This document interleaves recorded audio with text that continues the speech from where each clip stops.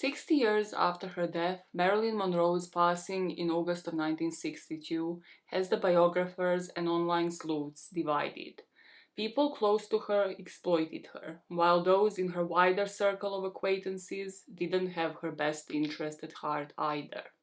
Can the research in the aftermath of her death point us in the direction of a potential cover-up? And if so, who and why would have the reason to make death of Marilyn Monroe the case for murder? Detective Unit, we come to the end of the road. We come to the end of the saga with part 3 on Marilyn Monroe today.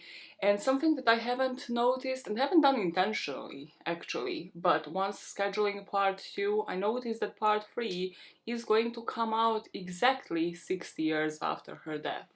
Well, actually, depending on the story and the theory that you believe about her death, it will be posted on the night of the 4th of August. And Marilyn was found dead either earlier on the 4th, so before midnight, or early morning hours of the 5th of August. I don't know why, I just found that eerie when I thought of that, but I didn't do it intentionally. And really, when it comes to this story, one thing that I hope I haven't done is sensationalize a single part of it. I don't care if you think that all the details weren't necessary, that maybe the story was told in a boring, I don't know, detective kind of way, where you didn't hear about her body and her dieting and her body image and all of the photo shoots that she had done.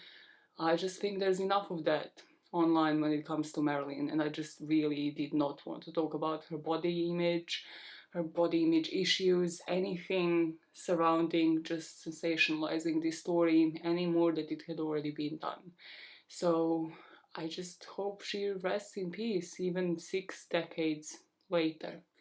Now let me tell you how this part is going to be structured and what to expect. Let me set this camera angle a bit, like, why can you always see more of me and not of that fake bookshelf wallpaper behind? Somebody pointed it out to me the other day in real life, how most of my videos I start off with my hair completely wet out of the shower.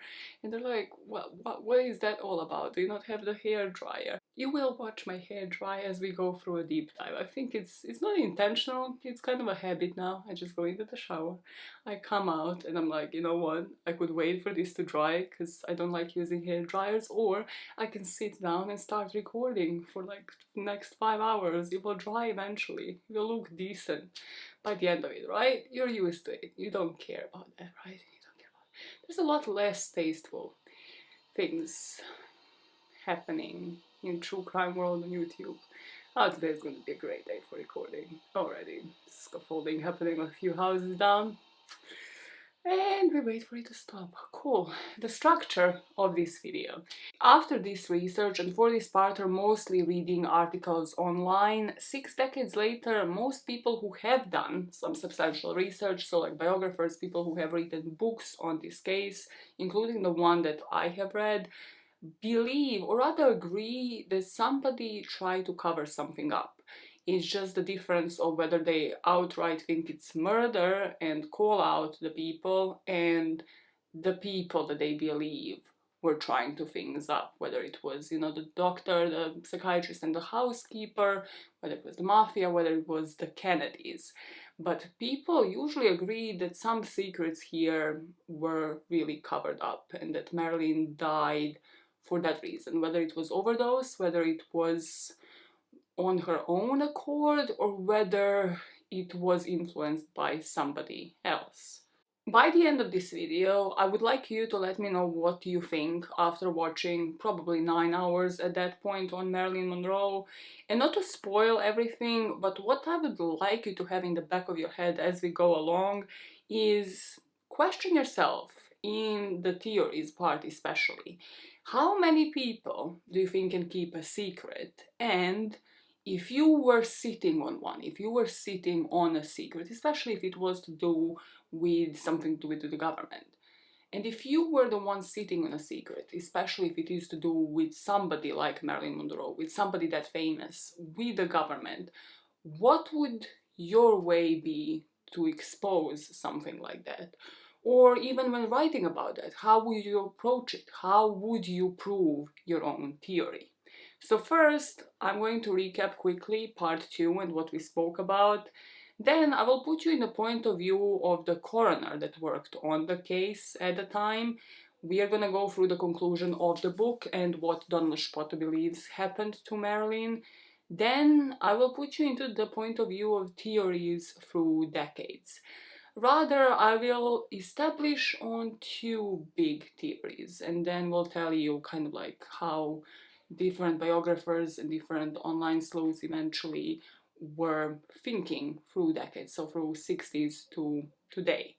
And then we're going to be talking about the inquest from 1982, the FBI files, and the latest documentary called Unheard Tapes. And then I'm passing it on to you to make your own decision after this deep dive and after the third part. So let us recap part 2 and where we left this off. In part 2 we spoke about her end of the marriage with Arthur Miller. I put you into the point of view of her psychiatrist Ralph Greenson and the housekeeper Eunice Murray. And then we started off speaking about the night of her death and how it was reported.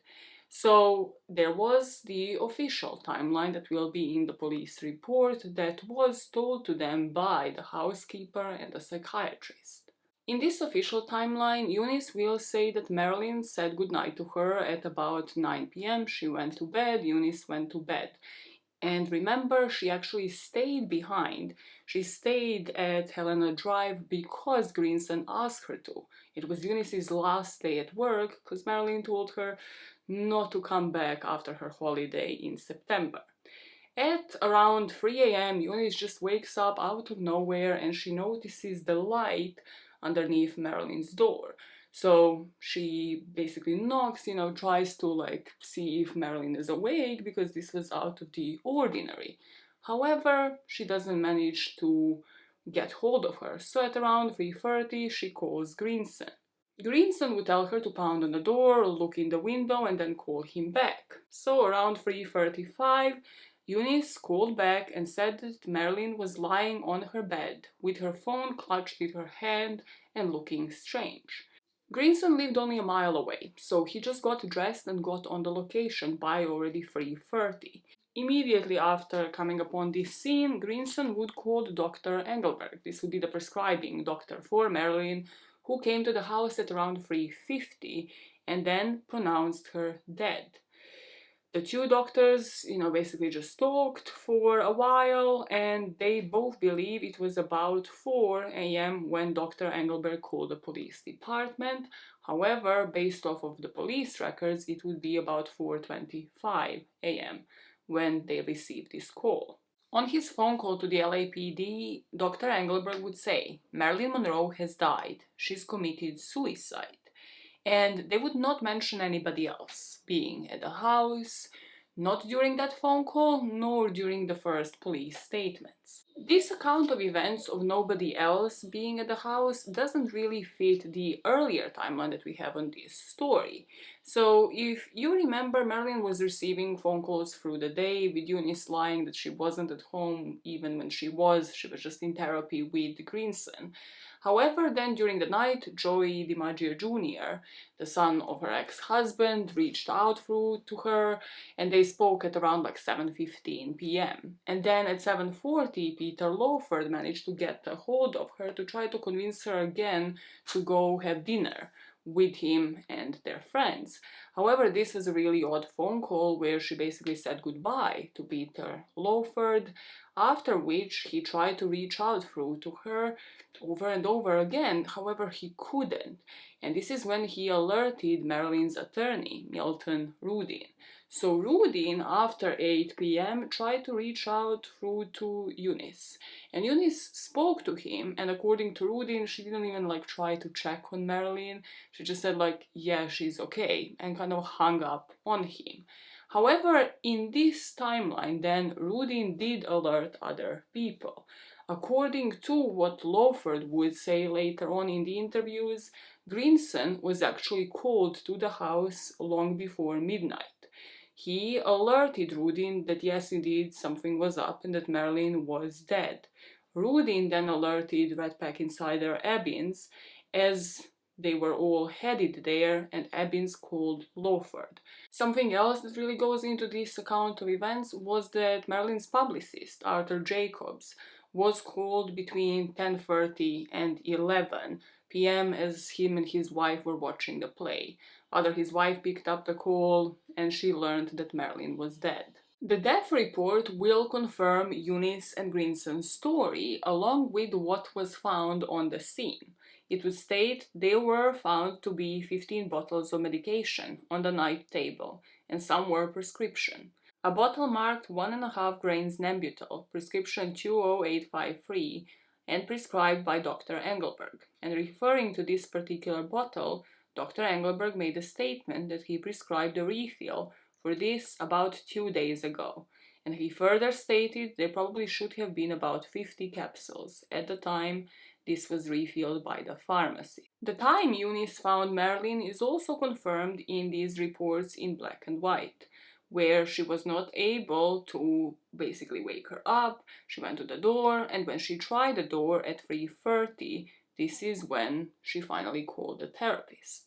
However, the first person on the scene would later on, so not in 1962 when they could have changed this initial report, rather from 1964 interviews and onwards, say that they were told a different story on the scene. Sergeant Jack Clemens, on the early morning of 5th of August, received a phone call, and a caller said that Marilyn Monroe was dead, that she committed suicide. As this was about 4:25 a.m., he arrived to Helena Drive on his own. This is where he would be led into the bedroom, with the sheet pulled over her body already, and with Grinson and Engelberg standing there.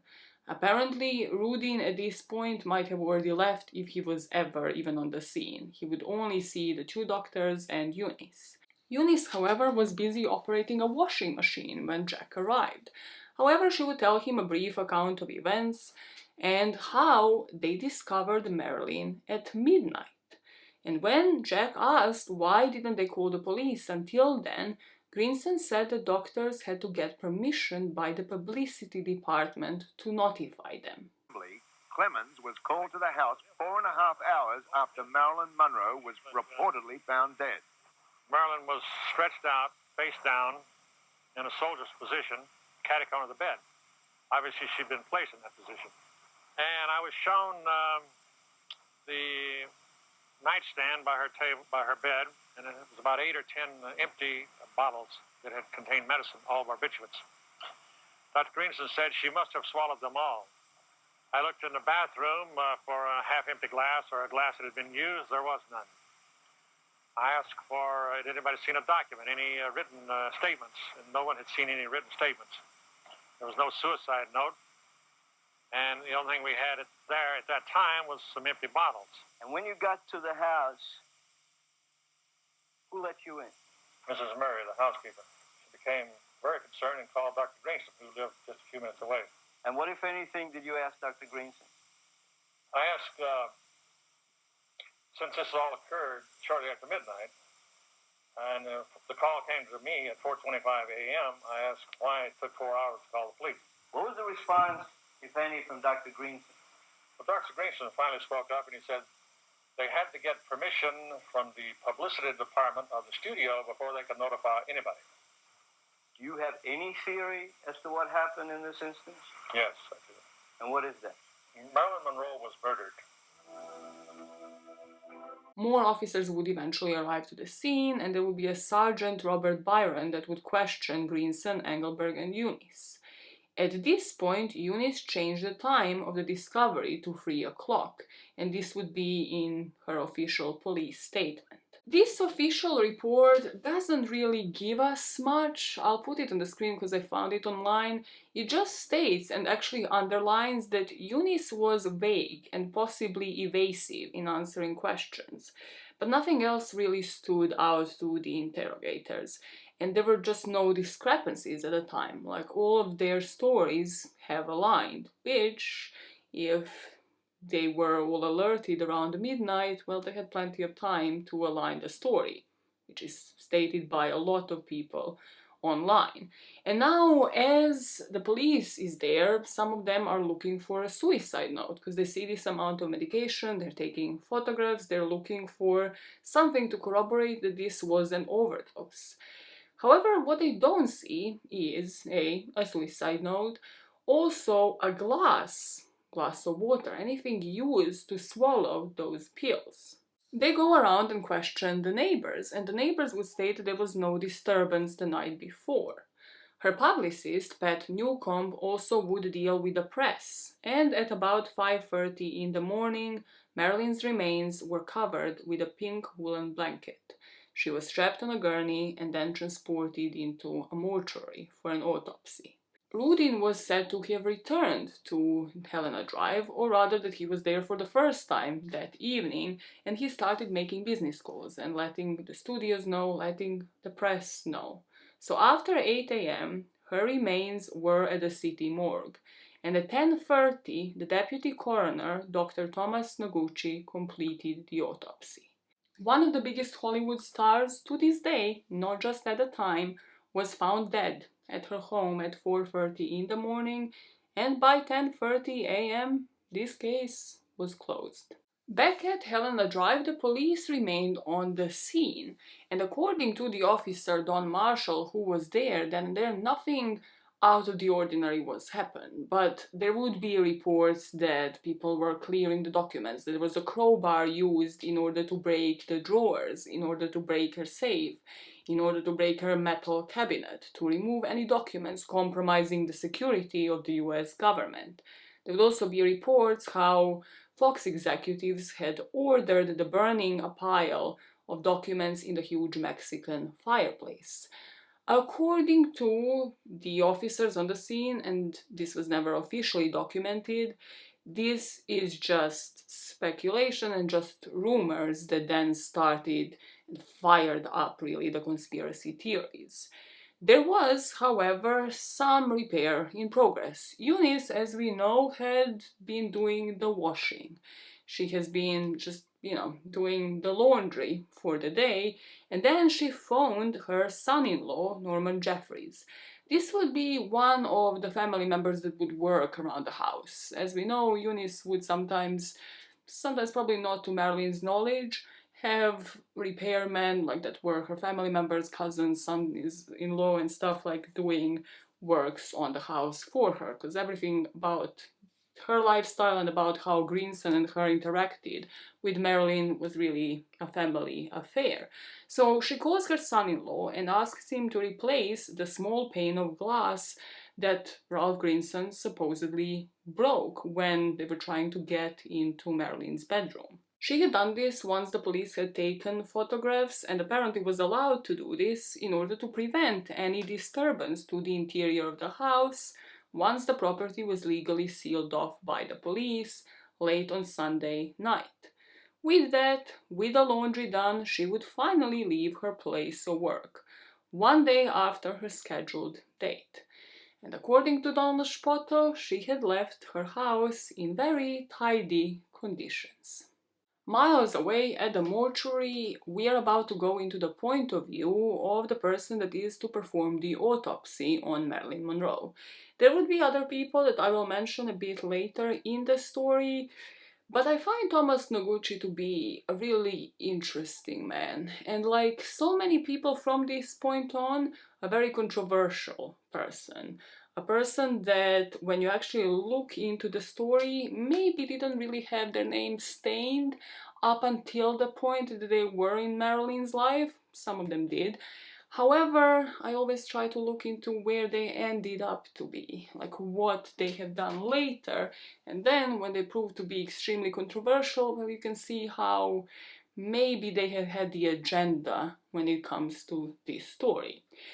In short, who was Thomas Noguchi? He was dubbed Coroner to the Stars, which again tells you everything. He liked to do autopsy and really aimed to do autopsy. It wasn't just that he liked. on famous people. So he did it on multiple famous people, including Robert Kennedy once he was assassinated, Sharon Tate, David Jensen, William Holden, John Belushi. He did autopsies on quite a few people, and you have to wonder why. In my opinion, he was Greenson just in the coroner's world. You have to always wonder why these people really want to work only on celebrities or with celebrities. In this case, these celebrities would really be dead. So like, what is this person gaining out of this? And I think that with Noguchi, you will see that he constantly wanted to be in the limelight. He wanted to be questioned. He wanted to be needed and asked for his professional opinion. I mean, you can disagree and let me know what you think. It's just that it kind of seems to be a repetitive pattern, and he comes back in this story in the 80s in our timeline. So Thomas Noguchi was the former chief medical examiner and a coroner for the county of LA. He's still alive, by the way, from what I have seen. So he was born in 1927. He's coming on to like becoming 100 years old. As I told you, he determined the cause of death in many high-profile cases in Hollywood during 60s and 70s. He was born in Yokosuka and graduated from Tokyo's medical school. After his graduation and short internship at the University of Tokyo School of Medicine Hospital, he would move to the US. This is where he started working in the office of the Chief Medical Examiner Coroner for the county of LA, and in 1961 he came to the public attention after performing the autopsy on Marilyn. Later on, he was actually appointed Chief Medical Examiner Coroner for the county of LA, so he was promoted in 67. However, he would soon come under scrutiny and actually ended up being demoted. He came under scrutiny for multiple reasons. One of them was that he was threatening to perform a vivisection on the county's chief administrative officer because they argued on the budget matters, which just tells you about this person's stability if this is true. However, then he signed a letter of resignation because this became public. And he tried to withdraw it, but this was rejected by the Board of Supervisors. Based off of this, he would actually try to sign the letter of resignation, but really wanted it rebutted. So his wife decided, you know what, we're going to charge the county with racial discrimination because you are Japanese yourself. However, then basically people at the CME, at the coroner's office, said that he was the one who was racist, that he was the one who was racist towards Jews and towards Black Americans in the office. However, this was disputed because there were different testimonies about him being actually warm and articulate, about him being a great worker. So he was restored to the office of CME. However, he would end up being demoted, and this would only happen in the 1980s. You see, people finally figured out that this guy was way too obsessed with celebrity deaths, that this is what he would focus on, and then kind of will discriminate against like normal people, people like you and me who would end up at the mortuary. And everything unraveled with the death of Natalie Wood.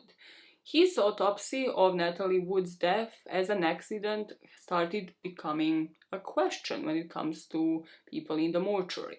Noguchi's intern at the time when they were examining Natalie Wood said that he came forward with the observations of the bruises, as if maybe Natalie Wood had been thrown off the boat. However, he said that Noguchi just neglected them and that it seemed like he might have been involved in some sort of cover-up, whether or not he was paid off or for whatever reason. And he would come under public criticism over Natalie Wood's death again in 2016, and the ruling would be changed from accidental to undetermined. Because of his dealings with celebrity deaths, he would be demoted from coroner to physician specialist in 1982, followed by his book called Coroner in 1985, where he would yet again write about famous people's autopsies and basically his findings, including Marilyn, that we're going to be speaking about a bit later.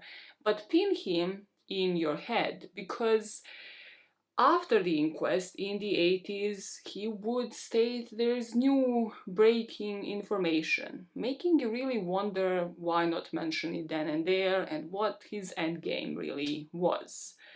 Thinking of the point of view of this man, could he have been bought out like so many expert witnesses? A lot of times in this case, I thought, what if this case had gone to court? Like, who would be, on the side of the defense, who would be on the side of the prosecution, and really how many people would be able to be bought out? Noguchi probably would have been one of them. Could he have been included in some sort of cover-up from the beginning, just like Greenson could have been, or just even pressured? I think the answer is yes, based off of these two people really just wishing to work with celebrities, where you have to wonder why, what really is the end game for them. Something that just popped into my head is, I don't know who you will think had Marilyn's best interest at heart after hearing this parter and, after having heard part 1 and 2.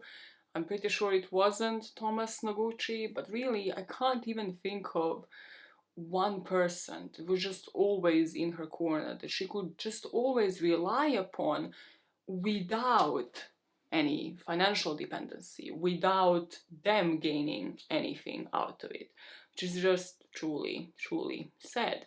Thomas Noguchi, however, might have been a good observer and a crucial person towards understanding of Marilyn's death. Yet another person like that would be John Miner, who was the deputy district attorney of LA County and chief of its medical legal section. So he was the person who was the liaison officer for Thomas Noguchi at that point. While he was the liaison officer to the coroner, Miner attended the post-mortem examination for every death that would be reported as unnatural, so more than about 5,000 autopsies. And that year, the medical examiner coroner of LA County was Dr. Theodore Carfrey. And this guy was the one to appoint Thomas Noguchi, deputy medical examiner, to perform the autopsy on Marilyn. So Noguchi reports to Carfrey and to Miner. The preliminary report from the office of the county coroner was dated and signed by Noguchi at 10:30 on Sunday morning. It would be numbered file number 81128. The toxicology report, so the examination of Marilyn's blood and liver, was dated and signed by R.J. Abernethy on August the 13th. Now, on August the 10th, Carfrey's preliminary judgment was that the death occurred because of a possible overdose of barbiturates. And by the 17th of August, Marilyn Monroe's death would be attributed to probable suicide. This decision would be twofold. So it would be based off of the autopsy and the toxicological report, and then would be based onto something that is called psychological autopsy, which still exists. I googled it because I was like, this sounds like some 1960s BS. Nope, apparently still a thing. They basically just decide upon your mental health whether or not you would be prone to committing suicide and overdosing or not. And it's just the most bizarre thing to me. But let's just first focus on the chemical findings. So this decision was based on the major chemical findings of toxicological analysis. And this toxicological analysis seemed just clear to a lot of people. There were no external signs of violence, no signs of breaking into the house. Second, in the blood, there was a count of 8 milligrams of chloral hydrate and 4.5 milligrams of Nembutal. And then in Marilyn's liver, there was a count of 13 milligrams, which was a much higher concentration of Nembutal. These figures would be crucial into understanding of how Marilyn might have died. On Marilyn's bedside table, the police would find full and then partly full bottles of different drugs. Among them would be antihistamines, medications for her sinusitis, so not everything was Nembutal or chloral hydrate. There was an empty bottle that contained 25 100 milligram Nembutal capsules, and this prescription dated 3rd of August 1962, and it was authorized by Dr. Engelberg. There were also 10 capsules that remained from the original bottle of 50 500 milligram chloral hydrate capsules. The prescription that dated 25th of July and then was repeated on 31st of July with the authorization of Greenson.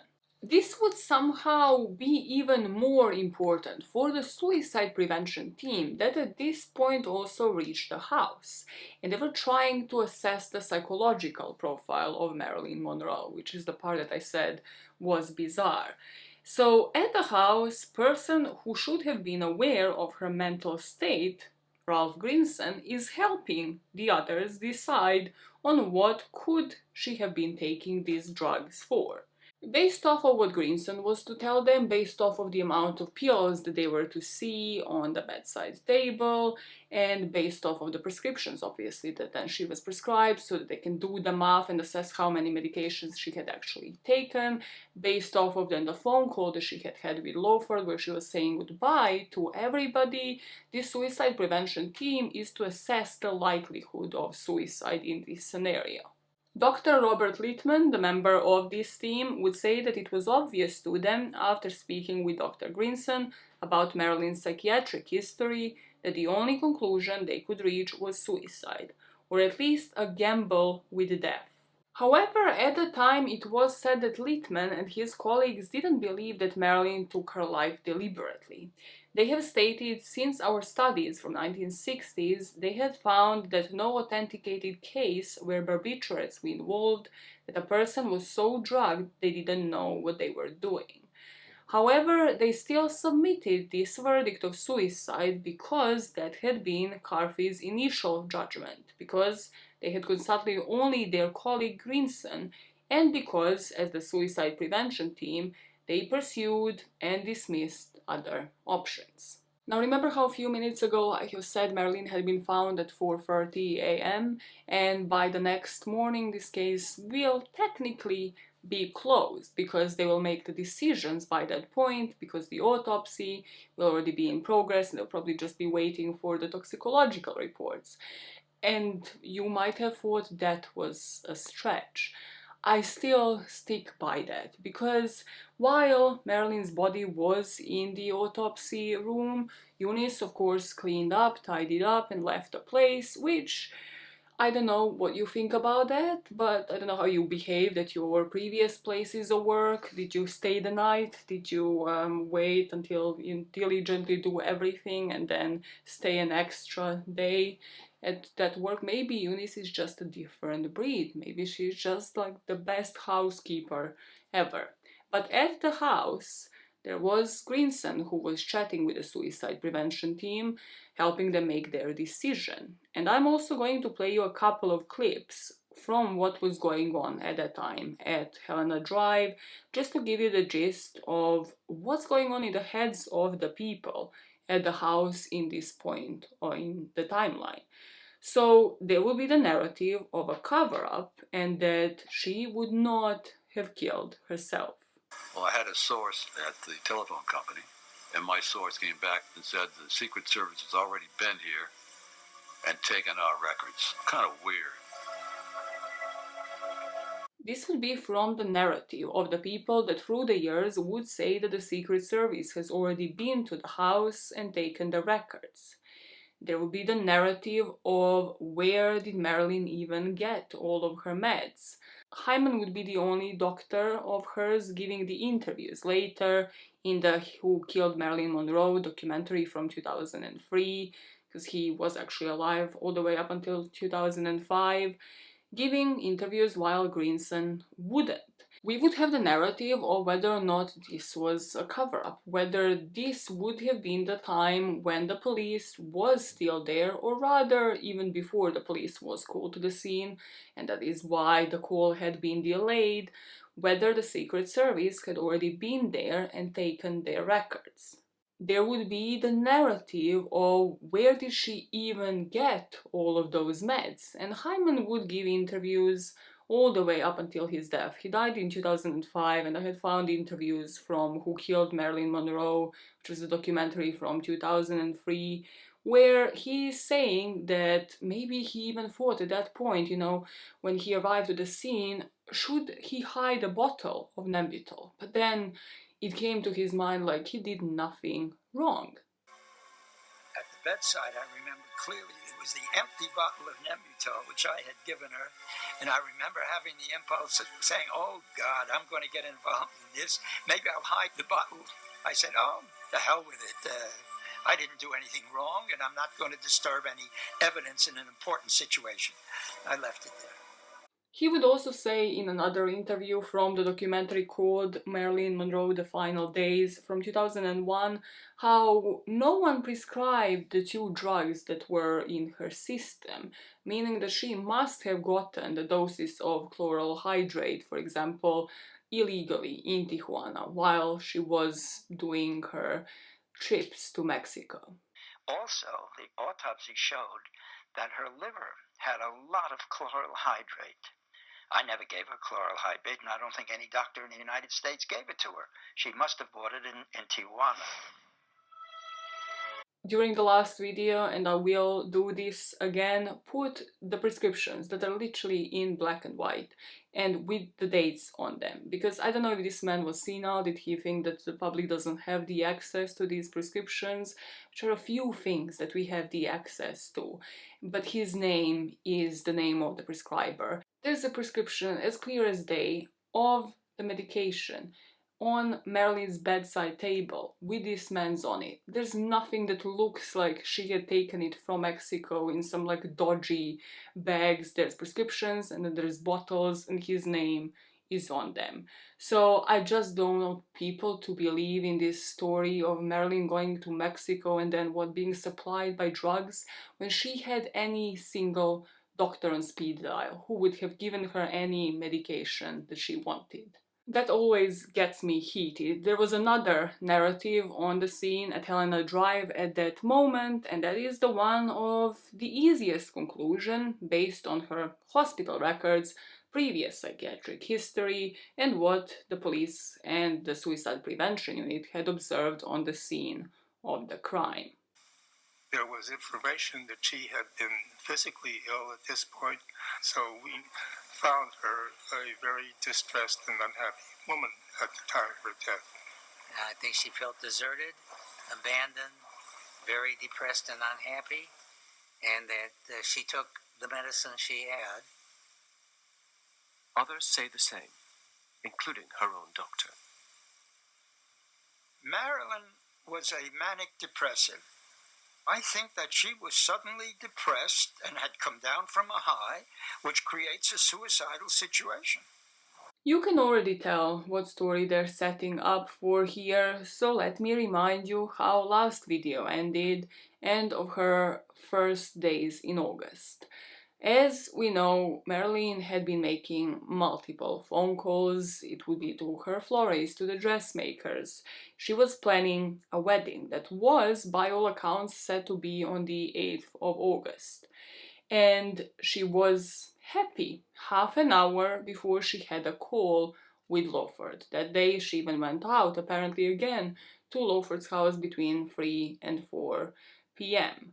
That doesn't necessarily have to mean anything. It doesn't need to mean that she was in a specific kind of mood and that when people are happy they also can't die by suicide half an hour later. It doesn't mean that, but it's just sometimes we need a reminder as to like where she mentally was really, because everybody will say, especially because of Greenson and their chats with him, that she was in a different state of mind. We would return to speak about Marilyn's psychological autopsy because it will come later in the timeline in the form of the official press conference. But for now, as I mentioned, the decision here was based on 2 different parts, and one of them would be the chemical analysis.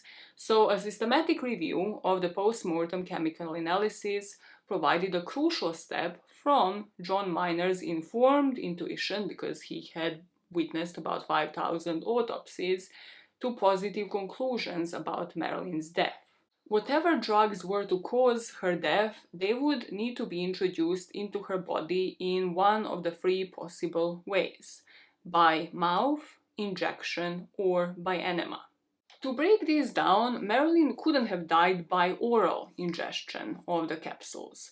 This is due to the Nembutal ratio that was found in her blood compared to the one in her liver, suggesting that Marilyn lived for a few hours after the ingestion of Nembutal. Another thing is that there would be no trace of drugs in the stomach or in the duodenum, where the absorption occurs.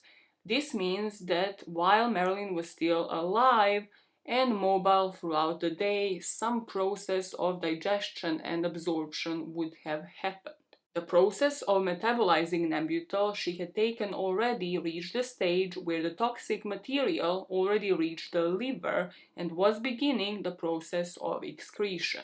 This would also be consistent by how Marilyn behaved that day, where she would be up and down, where she seemed drugged when she was with Peter Lawford, and then also seemed drugged when she spoke to him later, but she also had periods where she was functioning normally, so it depended on when she would have taken Nembutal during the day, but it was already in her system for hours. Now, suicide by deliberate Nembutal overdose would have been inconsistent with everything in her life at the time, also sort of telling us, she had planned to live her life, she had planned to marry DiMaggio, and also what was reported by DiMaggio later. And third, and most importantly, Marilyn would have known, as somebody who took a prescription for Nembutal, who would have had this spaced out every single day. In order to overdose, you take the most amount of pills at once. And the fact that there was nothing in her stomach tells us that she didn't, because there's no way that all of these pills would be able to just digest and metabolize in her system this quickly. If she had taken the overdose, they wouldn't have just immediately disappeared out of her stomach, to put it bluntly. What about an injection? Well, injection according to the book and Donald Spotter should be rejected as an option again, mostly in just the simplest terms, because the injection would incapacitate somebody, and it would also mean different balance of drugs in the system. It would cause a much higher level of barbiturates in her blood, and also the hot shot or needle injection of a lethal dose would leave a swelling and a bruise, the gradual disappearance of which would have ceased with death.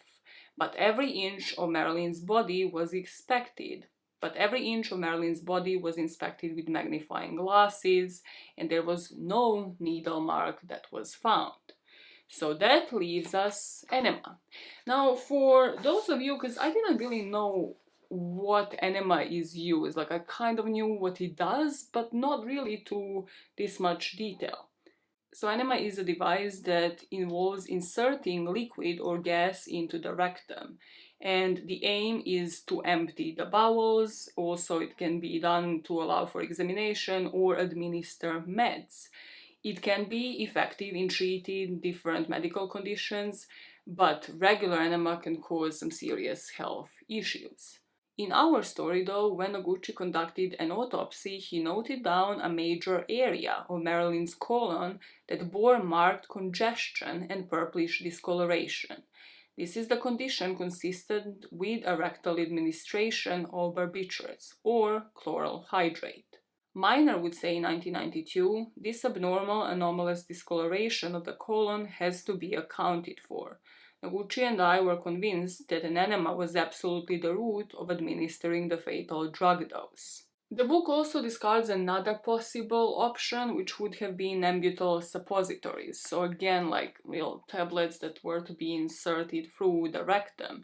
And this is because they would have only reached about 10 centimeters into the rectum, but in Marilyn's case, the entire sigmoid colon, a section very much higher, was discolored, leading Spotter to believe, based off of the multiple interviews with different pathologists, that administration by enema was the route by which the fatal dose was administered.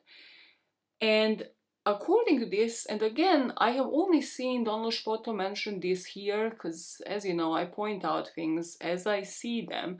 Marilyn had a history of taking enemas for hygienic and for dietetic purposes, as Miner said. And this was very much like a fad thing among the actresses for the era. So it wouldn't have been unusual for maybe Eunice or Marilyn herself. You can apply enemas, administer them yourself. From what I have checked, it kind of looks difficult though, especially if you are drugged up, or possibly even Greenson. But by the book, it would have probably been a female. It would have probably been Eunice who might have administered enemas to her in the past. But in our story, if we discard the oral consumption of drugs, because again, they wouldn't have the time to be processed in the stomach, and she would have had to be taking like a proper overdose, not spacing them out throughout the day. If we discard the injection, because again, the death would be instantaneous, be a much higher drug level in the blood to show for it, who administered the enema? How would that flow into the story? Before we pick up on that part, let us break down the autopsy, because I found the actual document online signed by Noguchi. Because when I first read the book and just read the book, finished the book, I was like, well, this is it. I'm convinced.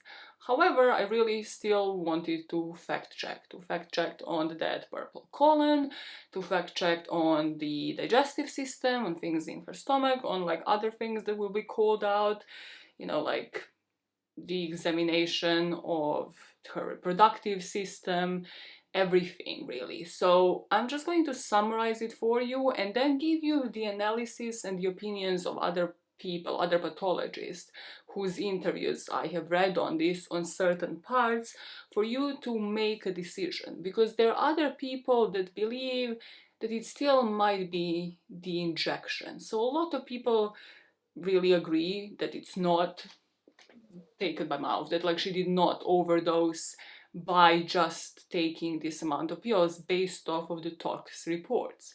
So going into it, many factors point to an accident or worse, murder. There was no drink that was found on the scene where Marilyn could use to swallow the pills. There's no traces that a lethal dose passed through her stomach. There was also evidence based off of the phone calls, based off of her movements during the day, that she was alive for hours with Nembutal in her system, as well as high concentrations of chloral hydrate in the liver rather than chloral hydrate in her blood, and signs that Marilyn died quickly from the additional lethal dose rather than the Nembutal. The toxicological analysis would conclude the cause of death was acute barbiturate poisoning. Marilyn had 8 milligrams of chloral hydrate and 4.5 milligrams of Nembutal in her blood, and other 13 milligrams of Nembutal in her liver.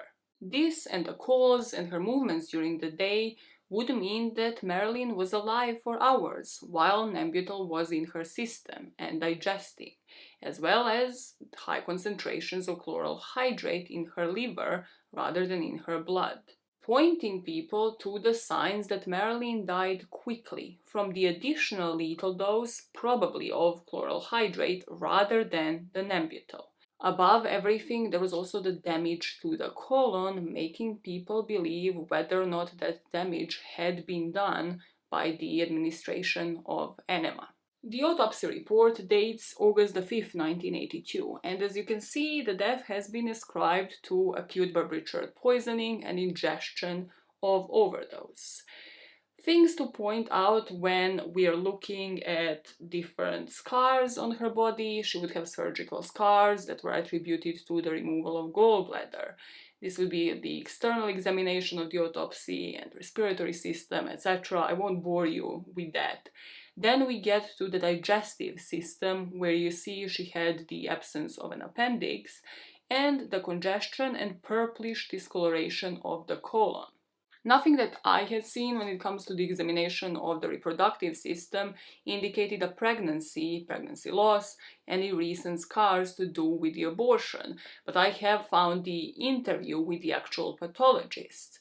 And they have asked her, based off of like the speculation and the conspiracy theories about her possibly aborting a Kennedy baby on July the 20th, which would have been less than 2 weeks before her death, whether or not anything in the autopsy report indicated to this pathologist that this might be true, to which he responded that with the endometrial lining being as sparse as it was, it would not be consistent with an abortion. Looking at the digestive system, the stomach, looking at the digestive system report, something to point out is the sentence, the stomach is almost completely empty.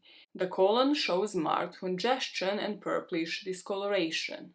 The fecal contents is light brown and formed. This is where we'll be stuck for a while because of the purple colon, because obviously for Spotter's theory to make sense, well, the purple colon, the fact that this just isn't seen in other people, the fact that there's no drugs in her stomach, like everything we have just spoken about when it comes to the digestive system, indicates application of drugs, of an overdose of chloral hydrate through enema. So I have looked into the purple colon to begin with, and then we'll speak about other parts of the digestive report through the interview with that pathologist that I had found. So when you look at discolored colon on its own, without purple, colon as keywords, you won't really find much information. Like, it's just really bizarre, like it can be anything. Now, when you put purple colon as keywords, well, on its own, when a person is alive, it can do with the use of laxatives. Rather, really hardcore, frequent use of laxatives. The name of the purple colon is the name for the purple colon is melanosis coli, and patients who experience chronic constipations and frequently use laxatives are the one where you usually see this kind of purple colon present. So this is in people who are alive, and yet again, this would have been the hill to die on for me if I were a conspiracy theorist, or if I were to prove that this was an overdose. Proving that Marilyn was a user of enemas, that she had them applied, proving something in that area, basically, where would she buy them, how were they prescribed to her, like anything to do with enemas, and also anything to do with laxatives as well. Are there any prescriptions in her name? Is this something that she was prescribed? Did other people, were any other people ever questioned about her use of laxatives when it came to dieting? Because if I were to be pro-suicide theory, this is how I would have gone about it. Like, not by showcasing the psychological autopsy, but rather having the actual receipts to prove this is what she had been using. And this is possibly how this purple colon could have shown in the aftermath of her death. And that's something that I just haven't really seen anywhere. Now, after death, if you were to have purplish colon, it can be livor mortis, based off of most of my searches really, which is also known as lividity. So it's the gravitational pooling of blood to lower areas, resulting in red or purple coloration. A lot of people would say, well, she was lying, she was found lying face down on her bed, so how would have the gravity work there?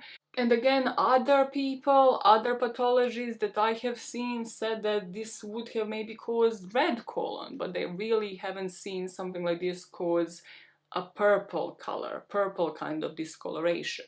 For some pathologies, this still allows for the option of the injection. Rather, they say that it shouldn't really be discarded so easily. If you remember, we discarded the injection as it would mean death within minutes. It would also mean much higher concentration of any drug injected in Marilyn's blood, and there would be a needle mark, which has never been found on Marilyn. So the interview that I have read that broke down basically part by part of this autopsy report by Noguchi was with Dr. Cyril Weft. Cyril, by the way, I thought it was a girl's name. Nope, Cyril is a man's name apparently in this day and age. And this person is famous. Like, I have googled them because I really wanted, if I'm to include anything, for this to be by somebody who is professional. So Cyril is the forensic pathologist and an attorney. They have medical degree and then law degree from different universities, and he was educated with the aspects of high-profile cases. This man also, like Greenson and like Noguchi, provided expert witness testimonies on other famous cases, including the Kennedys, including Martin Luther King Jr., Elvis Presley, O.J. Simpson, etc. So he also testified in thousands of court cases. And by breaking this down, I wanted to point out to something else in autopsy report before I read you certain parts of the interview based off of the digestive system, the reproductive system, everything else. And that is basically the signing off point. Once obviously the autopsy report is done, then the coroner makes the preliminary decision on what else needs doing, like toxicological reports. Here, this says uninborn blood is taken for alcohol and barbiturate examination. Liver, kidney, stomach, and contents, urine, and intestine are saved for further toxicological study. A vaginal smear is made. Signed, Thomas Noguchi, on the 13th of August 1962. Why I'm mentioning this before going into this interview is because, if you remember, from the toxicological report, so minus the digestive system and no drugs found in her stomach, we only have the percentage of drugs found in her blood and her liver. We don't have breakdown of like what was found in what part of the intestine or colon. We don't have that. I haven't read that out to you. And that is according to Noguchi and his book and his interviews in 1985, and then according to one other single podcast that came out in 2019, Noguchi discovered that while the other organs had been sent to the toxicological labs, tests were never done. The only parts of Marilyn's body that were put to complete toxicology tests were samples of her blood and her liver.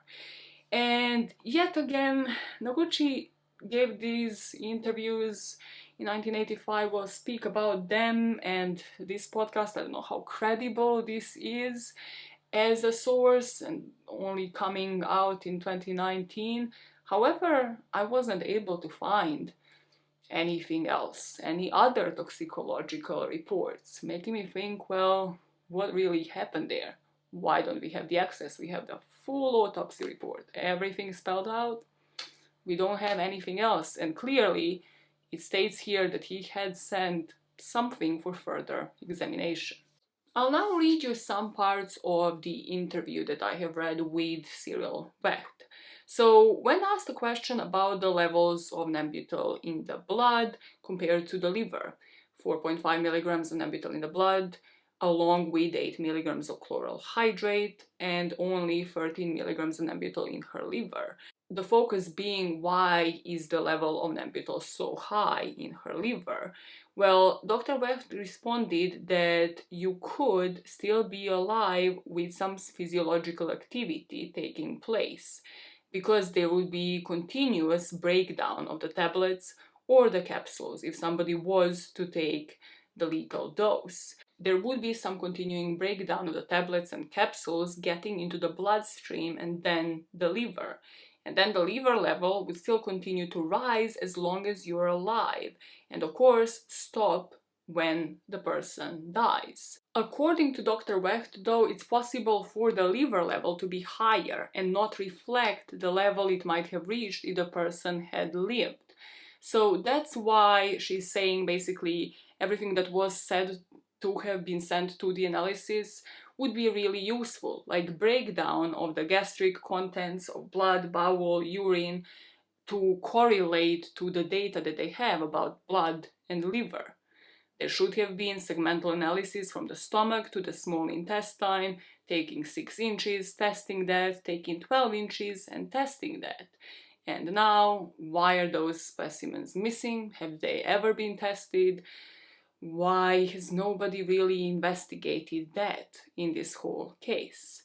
On the liver, when asked about her liver levels, storing barbiturates 3 to 4 times that of her blood, well, doctor was asked, does this mean that she had 3 times the blood amount in her liver, meaning like nearly 150 pills, to which Dr. Sealer responded, no, because of the metabolic reaction in the liver. What's in the liver is not being metabolized and fully excreted, so the larger level in the liver is due to the slow metabolism. When it comes to the empty stomach, she was asked, would vomiting remove evidence of the drugs from the stomach? Dr. Wecht responded that Marilyn could have indeed vomited and that would get rid of a lot of gastric content, but you don't vomit so much that there wouldn't be any residue of crystals or even microscopic amount of it. And also, if she was to vomit, then the liver results wouldn't make sense because the large amount of drugs that they found was absorbed in the liver. This leads us to the point in the interview where I will also include something that I have read in another book, and that is the point of whether does this completely rule out the injection. And as I mentioned, Dr. Cyril Wecht doesn't believe so. I believe like it can't be completely ruled out. One of the main points why people rule out the injection is because, what I mentioned, the needle mark has never been found on Marilyn's body. And here I have looked, well, what else could have maybe concealed the needle mark? And first of all, something that I have never seen mentioned. There was a photographer that entered the autopsy room, I don't know how, but there are pictures of Marilyn in the autopsy room. I would not really suggest googling it, but if you do, what you will see, and I will not put it in this video, so no need to like close your eyes, she still has her hair on. If those are legitimate pictures of Marilyn on the autopsy table, her hair has not been shaven. And I thought, okay, am I crazy? Like, am I losing my marbles? Which I could be, but then I googled because from every other case that I know, usually your hair is shaven in the process of the autopsy.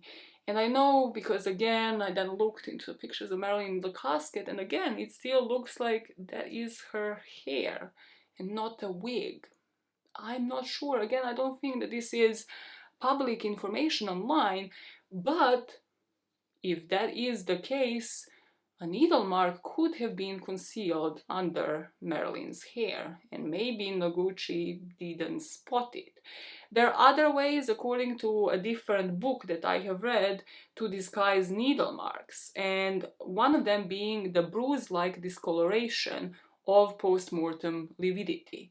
So, based off of how Marilyn was found, she was lying on her stomach and on her face, so the blood would have been flowing in that direction.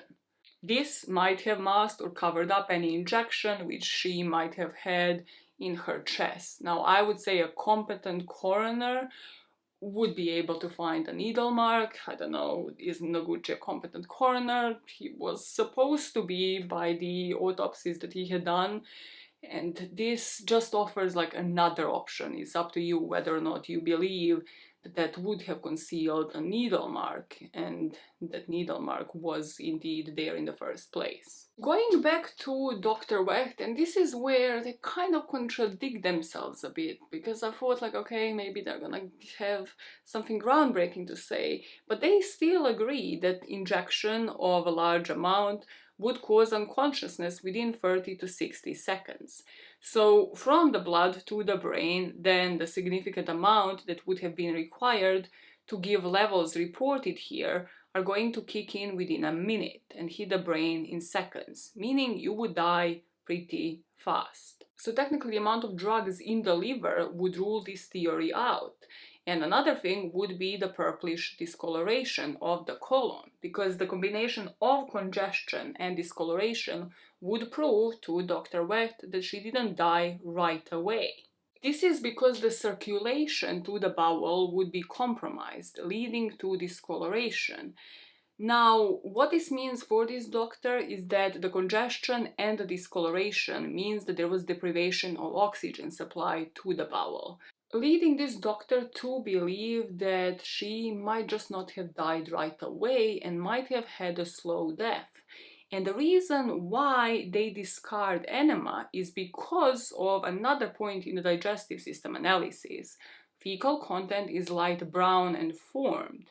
And according to this doctor, if there is fecal matter in the rectum, it wouldn't be enema. Maybe if it was further back in the large bowel or the colon, then you wouldn't be able to just rule enema out, but this does argue against it. The presence of fecal material argues against enema. The rest of the interview with Cyril Wecht doesn't really focus on the autopsy, but I just wanted to mention this because it brings us to an important point that I think isn't mentioned by most or isn't asked to any pathologist, anybody who really looked into Marilyn's case. And this is that if Marilyn's body was to be exhumed and re-examined now, would it yield anything? And Cyril said that it wouldn't suggest what happened, and this is because scientifically there is not another thing that we can learn. And this to me is probably the scariest thing, because if there were organs that were lost, any tissue, any organ samples after the initial autopsy, then the absence of phone records to confirm anything, we don't have an outline of when the calls have been made, like with Marilyn that evening, or like to the police, or between Greenson and Eunice. Then the lack of police records, the lack of actual investigation into anybody at the house. Well, this is what leads to all of the contradictory theories and testimonies conspiring to keep the truth here really a mystery to this day. And this brings me yet again to a sideline of what if somebody was to have opened this investigation completely now. I know that it was opened with an inquest in the 80s, but what if somebody was to bring even people to the court? Well, now they're mostly dead, but at the time, let's say, a scenario where a trial was to have happened. Here again, based off of the autopsy, it would be he said, she said. It would be the expert testimonies and the differences between them. And to me, that will never fully make sense, because why can't all of these experts agree based off of the multiple autopsies that they have seen, where, from what I have seen when looking for the purplish discoloration of the colon, there's just not evidence. There's no other cases that I have found except from Marilyn's, where somebody could then compare it to and be like, oh, this is definitely dead.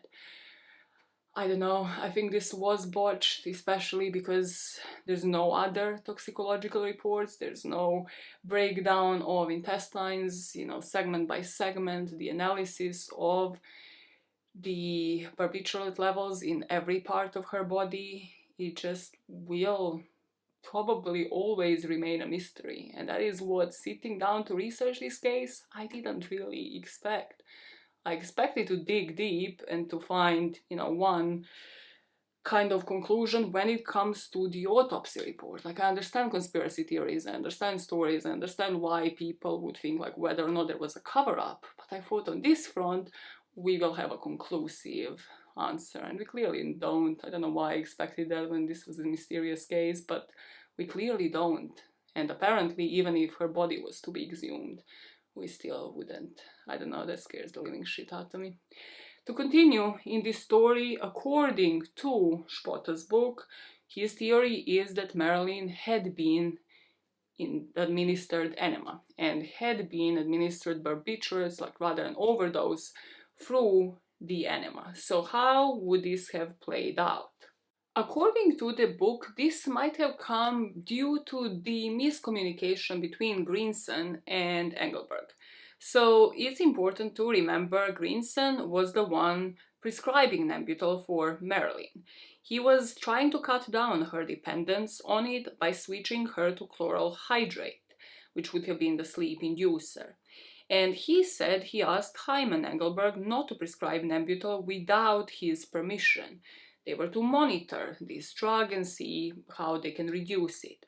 However, the previous day, Engelberg wrote Marilyn a prescription for Nembutal, apparently without Greenson's knowledge. We know this because of a letter between Greenson and Marianne Chris. So on Friday night, 2 weeks after Marilyn's death, Greenson wrote to Marianne. She had told the internist that I had said it was all right for her to take some Nembutal, and he had given it to her without checking with me, because he had been upset for his own personal reasons. He had just left his wife, referring to Engelberg. During Saturday, so August the 4th, however, Greenson observed that Marilyn was somewhat drugged. Now, Greenson didn't know that Marilyn consumed Nembutal, he didn't know the doses, the precise amount, but he noticed the symptoms. She was awake, angry, and difficult to manage. Greenson didn't know the amount of Nembutal in Marilyn's system, but it was clear that it wasn't effective. She was awake, she was angry, and difficult to manage. So his solution was revealed in the tox report that we have had the access to: chloral hydrate, present in Marilyn's blood but not present in her liver.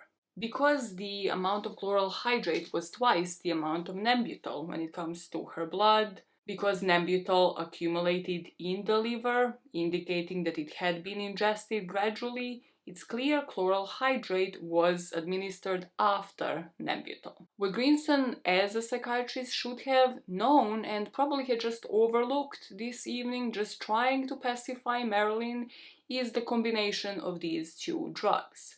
Chloral hydrate interferes with the body's production of enzymes that metabolize Nembutal. In lame terms, they shouldn't be taken together, but it would be the chloral hydrate pushing Marilyn over the edge. That evening had probably confirmed for Greenson that he can't control her anymore. The drugs that he had given her were ineffective, and she had already fired Eunice, so he must have known he is losing his control over her, and that soon he is the one to be fired next. He might have had enough. He was exhausted after spending the whole day with her. As we know, he was there between 1 and 7 p.m., with a small break between 3 and 4. So before leaving, he might have arranged for Marilyn to take an enema as a sedative, for her to rest, for her to be able to sleep.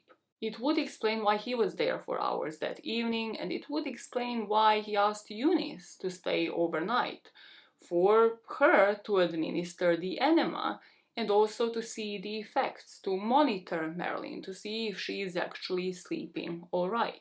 According to the book, Eunice probably did this regularly, and she probably did it in between the calls between Joy DiMaggio and Lawford. The enema would have been inserted slowly, not unpleasantly, not causing any immediate urgency for evacuation. And after the several minutes during which time she would have taken Lawford's call, she would have lapsed into unconsciousness. Although still alive, at this point she might have been dying, which would match up how incoherent she was during that phone call, and also how after that phone call Peter Lawford wasn't able to reach through to Marilyn. Greenson would say in the initial interviews that he left Helena Drive, that he left after 7 p.m. and that he had dinner with friends. But those friends, nobody was ever really questioned here. They just believed this man's word. So he might have, what if he had stayed? What if he hadn't left Helena Drive that evening at all, and he just left the room for Eunice to administer enema and then returned to see its effects? And what fully supports this, based off of the police records as well, is washing of the linens, washing of the bed linen that the police would come to with Eunice running the washing machine on the scene. Why would she be doing the laundry at 4:25, 5 in the morning? The only reasonable explanation, according to the book and Miner and different people in this story, is if the enema was administered and then expelled, the sheets had to be washed in order for the evidence of that to be removed. This account of events also fits with some parts, if not all, from the early timeline as well. If Rudin did call Eunice just after 8 to check up on Marilyn, and if she indeed did and then just, lied on the phone call, this might be when she realized something was wrong, went into the room, expelled the enema, and then realized that Marilyn was dead. Then she alerted Greenson, who alerted other people, or just Engelberg, and then they came to the scene of the crime, realized, well, what do we do now? And decided to cover it up. Something to point out is, this can still fit, like this timeline of just Eunice and Engelberg and Greenson being on the scene of the crime, if you want to call it that. Spotton never calls this a murder. Well, this can still fit in either later or an earlier timeline. Like, it could have been that only these people were there, and it can also be that Rudin and Ebbins and everybody who you can think of was at Marilyn's house. Something that isn't pointed out, and I try to be as unbiased as possible, is why would have Eunice in this account of events waited to wash the laundry until like 4:35 in the morning? Wouldn't this be the very first thing you do in a cover-up? Not like break the window, not stage everything, but wouldn't you wash the laundry first so that that's done and people just don't know when you use the washing machine last? Because the other way around makes you look really, really suspicious. Another version of this early timeline that would come with Eunice changing her story in 1982 was that there was an ambulance that was summoned around midnight and then dismissed on arrival because she was already dead and because California law would forbid the transport of a corpse in an ambulance. This would be supported just by hearsay by, I think, 2 ambulance workers or more through Summers' book later on in the 80s after he interviewed multiple people, but just yet another option of what would have happened here.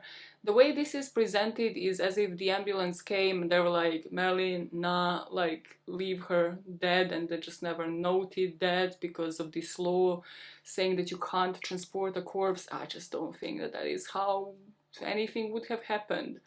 I mean, unless those people were just paid off on the spot, what paramedics and medical staff would have just been like, no, she's dead, we don't care about her anymore. I don't see that. I don't see that as a story, but I just, again, have to mention it. Because what if it was clear that Marilyn was beyond resuscitation? Then the details would have to be staged, and yet again, everybody would have to be in on it. It's just who you think everybody is. Does it include ambulance workers? Does it include just the people that made the calls to the police? Or does it include the whole of Kennedy's administration, Peter Lawford, Rudin, her attorney, and then Ebbins as well? If this is how the events of the night occurred, then Greenson obviously would not be able to reveal what he knew about Eunice, her applying the enema, because his career would be on the line, because he was the one who approved of this, probably knowing the effects between Nembutal and chloral hydrate. So he only knew he had to stick with his story. When people appeared on the scene of the crime, they needed to stage everything.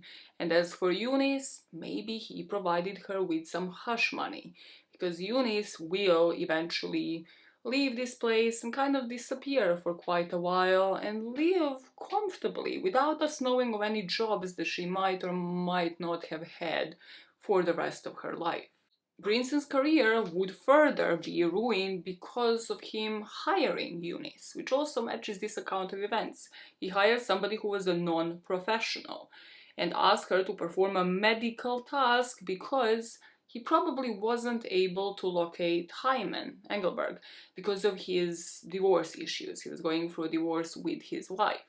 And as for Eunice herself, according to the book, well, she wouldn't be able to ever speak up on it, and she had to stick with whatever story Greenson told her to stick to, because she was actually behind the deed. She was behind administering of the enema. Eunice published a memoir, though, in 1987, and according to Donald Spoto and his book, Eunice's last statement on the record about the death of Marilyn Monroe sounds like a possible beginning of a confession. In her book, The Last Months, she stated, "I wouldn't swear to my version at all." So what if what happened that night at Helena Drive hinges on one statement that her masseur Ralph Roberts made about Marilyn? If you can't control her one way, they're always drugs. Marilyn wasn't killed by Hollywood. It was the goddamn doctors who killed her. If she was a pill addict, they made her so. At last, her caretakers might not have been able to sustain what they perceived as Marilyn's rejection of them and their approach. Greenson was said to have told Eunice, "We've lost her," announcing her death. On this statement, they both agreed. In a way, they had both already lost Marilyn when she made her decision to dismiss both of them. This is how Donald puts it in his book. Marilyn was finally taking control of her life, as those closest to her testified. She was in some way banishing the crippling ghost that had so long surrounded her.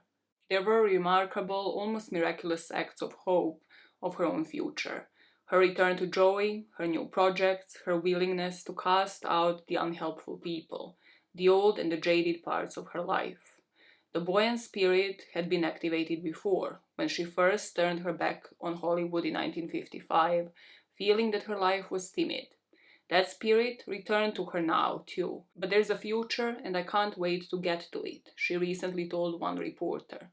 Enthusiasm and humility, a green hope coupled with a longing to go on, to transcend what had been. Rarely has so graceful a spirit been so cruelly silenced. The police wouldn't find a suicide note in Marilyn's room, but they would find one that she started writing late Saturday afternoon. She was writing a letter to Joey after he phoned her. Like where her life had been at that moment in time, the note was also in process of being written. "Dear Joey, if I can only succeed in making you happy, I will have succeeded in the biggest and most difficult thing there is. That is, to make one person completely happy. Your happiness means my happiness, and..." Before speaking about Marilyn's funeral, administration of estate, and diving into the theories of this case, when I first read this book, and this book only, as you know, this kind of theory of the application and administration of enema made sense to me based off of the extensive two-parters that I have done on this story. Now looking elsewhere for other scientific explanations, other pathologists' opinions, there might be another option of an injection somehow. There's still discrepancies to it when you really think about it. But this book's versions of events still very much can be true and make the most amount of sense to me. So something that I look for in these stories is, okay, this story flows for me psychologically based off of the actions, based off of the prescriptions, based off of everything that we have that can be corroborated factually compared to hearsay. However, does the story flow in the aftermath? So where were Greenson, Eunice, Engelberg, other people in this story in the aftermath of it? Well, rather the people that we have just spoken about, then we'll do the same with other theories. So looking at their actions in the aftermath, Pat Newcomb, so the publicist, and housekeeper were said to have fled. Not immediately, but kind of in the weeks after Marilyn's death. Her publicist would take a trip abroad for about 6 months to Europe, And when she was asked, did the Kennedys send you out of the country, her answer was, well, I was leaving anyway. The speculations, however, arose because Eunice Murray also flew to Europe on August the 17th, which would be less than 2 weeks after Marilyn was found dead at her home. She was said to have gone to Germany, France, Italy, Switzerland, and then just kept out of the news and not speaking to anybody. Since her stories kept changing, she continued living a peaceful life. We'll speak more about Pat Newcomb later in the story as she fits into a different type of theory, and about her working senatorial jobs once she did return from Europe. As for Eunice, though, she seemed to have lived a life away from the spotlight for the most part. She did give a couple of interviews with changing stories for the documentaries in the 80s, and she wrote her memoir. And then she died on March the 5th, 1994, at the age of 92 in Arizona. We don't know the cause of death here, it could be old age, it's just that people state that the cause of death is unknown. But something to point out for somebody whose psychology we have gone through in part 2, somebody who is dependent on living in her sister's shadow, then in Marilyn's shadow, dependent on that person, seeing their possessions as her own, seeing their life as her own, she suddenly became completely transient, lived a completely transient life and was completely fine with that. Also, how was she supporting herself? Who was paying for the rest of her life and how she was living it? It does raise some suspicions. The fact that key people in this story have just completely managed to avoid limelight have never been investigated at all. As for Ralph Greenson, this guy really did disappear off the face of the earth in terms of just public eye. I have seen no interviews with him whatsoever. I have seen that he published some books, I think 3 after Marilyn's death, and some papers, and that he died in November of 1979. Engelberg, on the other side, Hyman, well, he did show his face. Not that it did him any fucking favors. I have played a couple of interviews at this point. He would mostly give interviews for different documentaries. He, however, died a very respected physician. He was a prolific writer. He did write a couple of books, a lot of them controversial afterwards. He received an achievement award from the Angiology Research Foundation. He was the president of the Anti-Sclerosis Research Foundation for California. So he died a respected physician. So the question here for us is why? Does the motive make sense? Does it fit into this story now that you know the aftermath for these people as well? Why would 2 or 3 people seemingly having everything to lose, depending financially on Marilyn, supplying her with meds constantly, continuously, one of them living in her shadow, why would they do this? Why would they administer enema? Why would they risk everything if we are saying that there is a potential of this being a homicide? One thing to clarify is that Donald Spotton never calls this a murder. Rather, we are inclined to believe that this might have been neglect over time, that this might have been an accident, just Greenson overlooking the effect between chloral hydrate and Nembutal on that evening, that Eunice might have just be thinking that she was applying a regular enema, not knowing really what was in it, could have been an accident. If you're thinking, well, one of them was a physician who knew how meds worked, who knew what should be applied in combination, what should be applied all together, if we are thinking this is a cover-up of some sort, again, going back to the beginning of this video, to the intro, I ask you, would it be easier to cover up anything if it's only 2 people involved, or at best 3 here with Engelberg, compared to 5+ people from the earlier timeline on the scene of the crime, or however many, the people from the FBI coming in to take the files, people coming to take wiretapping devices, There are all sorts of different stories as to how many people trampled through that house that evening. Something to go back to here always. There would be 2 people on the scene when Marilyn had been found the whole night. Engelberg would be the 3rd person that was there to pronounce her death, which again, why was he there? But these 2 people were there, which was out of the ordinary for Greenson to be there for so long, come back during the day, then come back in the night, and for Eunice on her last day of work to stay overnight. What we know is that Marilyn already told Eunice not to return from her holiday. She already cut her off. A logical conclusion would be for Greenson to know that he is next. He was losing control of her. And truly here I see this as the abuser type of relationship where you have that point of view of if I can't have you, nobody else can. She couldn't be in control of somebody else after all of the effort that he had put into this relationship. And without her, Greenson could still just stick to his story. He could still publish his books, retain the respect in his area if he decided to play his cards right. As for Eunice, she might not have known what she was doing, or she might have. She knew she was going to go down as a culprit. First thing, she knew that Greenson was going to throw her under the bus, of course, his career or Eunice, and him compromising himself for hiring somebody with no qualifications. She will lose her hard-earned life, possessions, a shadow to live in.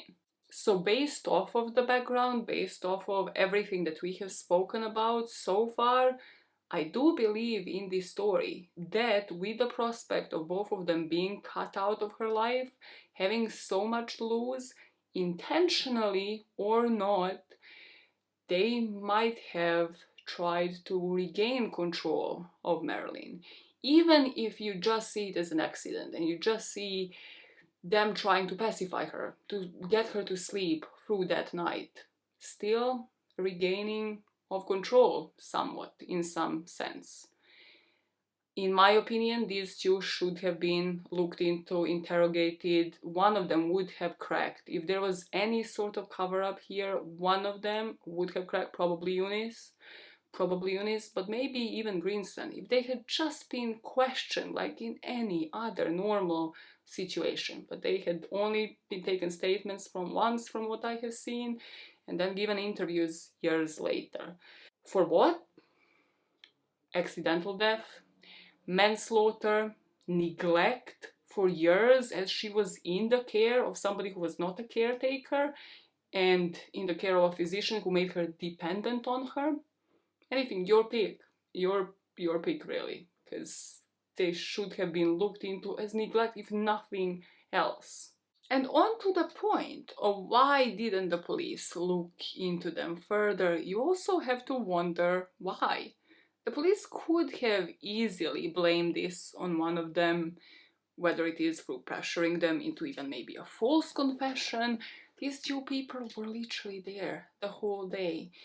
If the first reports are true, washing the laundry at 5 in the morning, without a suicide note, without a glass found, with water for Marilyn to have taken the pills, with like extreme red flags from the get-go, yet they never did.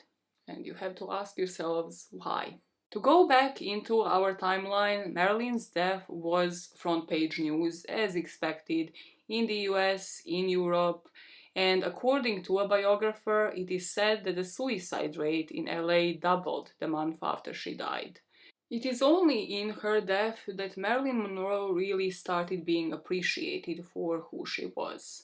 A French artist, Jean Cocteau, commented that her death should serve as a terrible lesson to all those whose chief occupation consists of spying on and tormenting film stars. And the bus stop director Joshua Logan stated that she was one of the most unappreciated people in the world. Marilyn's funeral would be held on August the 8th at the Westwood Village Memorial Park Cemetery. This would be where her foster parents, Anna Lauer and Grace McKee Goddard were also buried. The service would be arranged by Joey DiMaggio and her half-sister Bernice and the business manager Inez Melson. Donald Spota says about the funeral, Donald Spota would say, "The body desired by millions belonged to no one." Marilyn's makeup artist arrived to the mortuary to apply makeup to her, which is something that he had promised her he will do when she was recovering from an operation in a hospital years ago. This is where he would find Joey DiMaggio, who was still sitting there spending the night with Marilyn. Joey made a hard decision during those 3 days. The decision was that there would be no Hollywood stars or directors at the funeral, no producers, no studio executives, no newsmen, no reporters, no photographers. They had only heard Marilyn, this is what DiMaggio would say. The eulogy was to be delivered by Lee Strasberg, and the songs that were played were from Tchaikovsky's Sixth Symphony and a record from Judy Garland singing Over the Rainbow. After the service, those who attended the funeral gathered at the center of the neighborhood where Marilyn had spent almost all her life. Bolender House was to the south, the LA Orphan Home was eastward in Hollywood. Near them was University High, the house where she married Jim, the stages of 20th Century Fox, and the 5th Helena Drive. They would stand silently while the coffin was placed in a marble wall crypt to which a bronze plaque was attached that said Marilyn Monroe, 1926 to 1962. Marilyn's mom, Gladys, who was still at Rockhaven at the mental health institution, never knew of her daughter's death.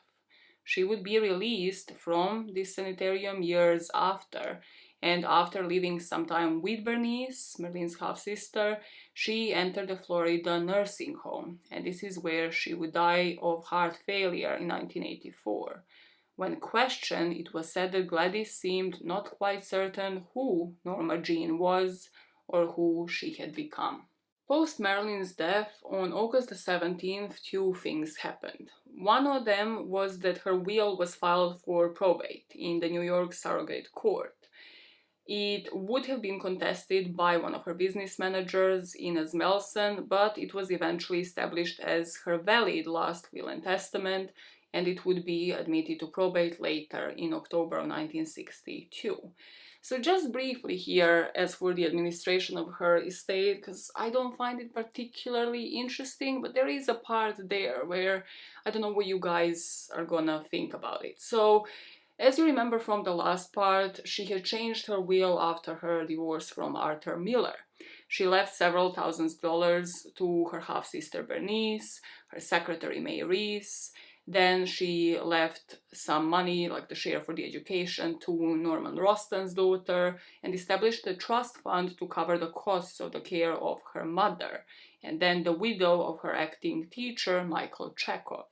As for her estate, 25% went to her former psychiatrist, Marianne Chris, which people find weird based off of Marianne Chris being the one who put her into the Patty Whitney Hospital, where she went for like traumatic 2 days. Then 75% went to Lee Strasberg, 75% of her estate, that is. So Lee Strasberg eventually died, and it seemed like his widow, Anna, took control of the rights of the estate. Against Marilyn's wishes, Lee never distributed her effects amongst her friends, and then Anna commissioned Christie's to auction them in 1999. She actually even went through like a couple of lawsuits and successfully was challenged by different freelance photographers. However, eventually Marilyn's estate was sold to Authentic Brands Group, and it was said that Anna sold it for about 20 to 30 mil. From what I have seen, this is one of those corporate organizations, ABG, Authentic Brands Group that is, owning more than 50 consumer brands, the estates and rights to other celebrities like Elvis Presley and Muhammad Ali. But in the end, to me, what this brief summary means is that her estate and her royalties didn't go to the people and the families that she cared about, and at least partially her wishes were not respected. Not just that, but when it comes to her actual house, actual estate, the Brentwood home, well, it would sell for 3.8 million in 2010, and this is the latest I could find. But then I dug deeper, and there are articles stating that allegedly this girl, if you have spent a day on TikTok, you know who I'm talking about. This person called Jasmine Chiswell, she's like the TikTok impersonator of Marilyn, and apparently, allegedly, she lives at her house. Buyers through the years would remain anonymous, so like her house had been sold a few times, but allegedly this person, Jasmine, had bought her for 2.73 million in 2019. And what she said is that they hear footsteps most nights, that they tried everything, they know it's not animals. And in the beginning, her husband and her were a bit scared, but the energy doesn't feel bad. It feels happy and they don't mind it anymore.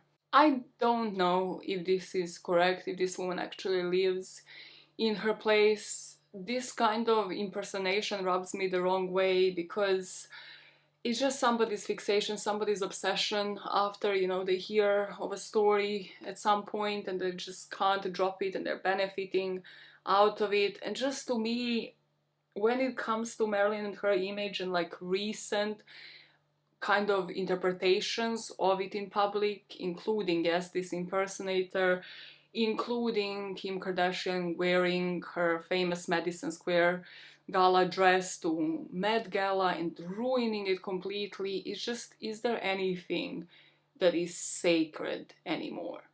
It just seems like everybody distorted the image, the essence of this woman because of their own agenda.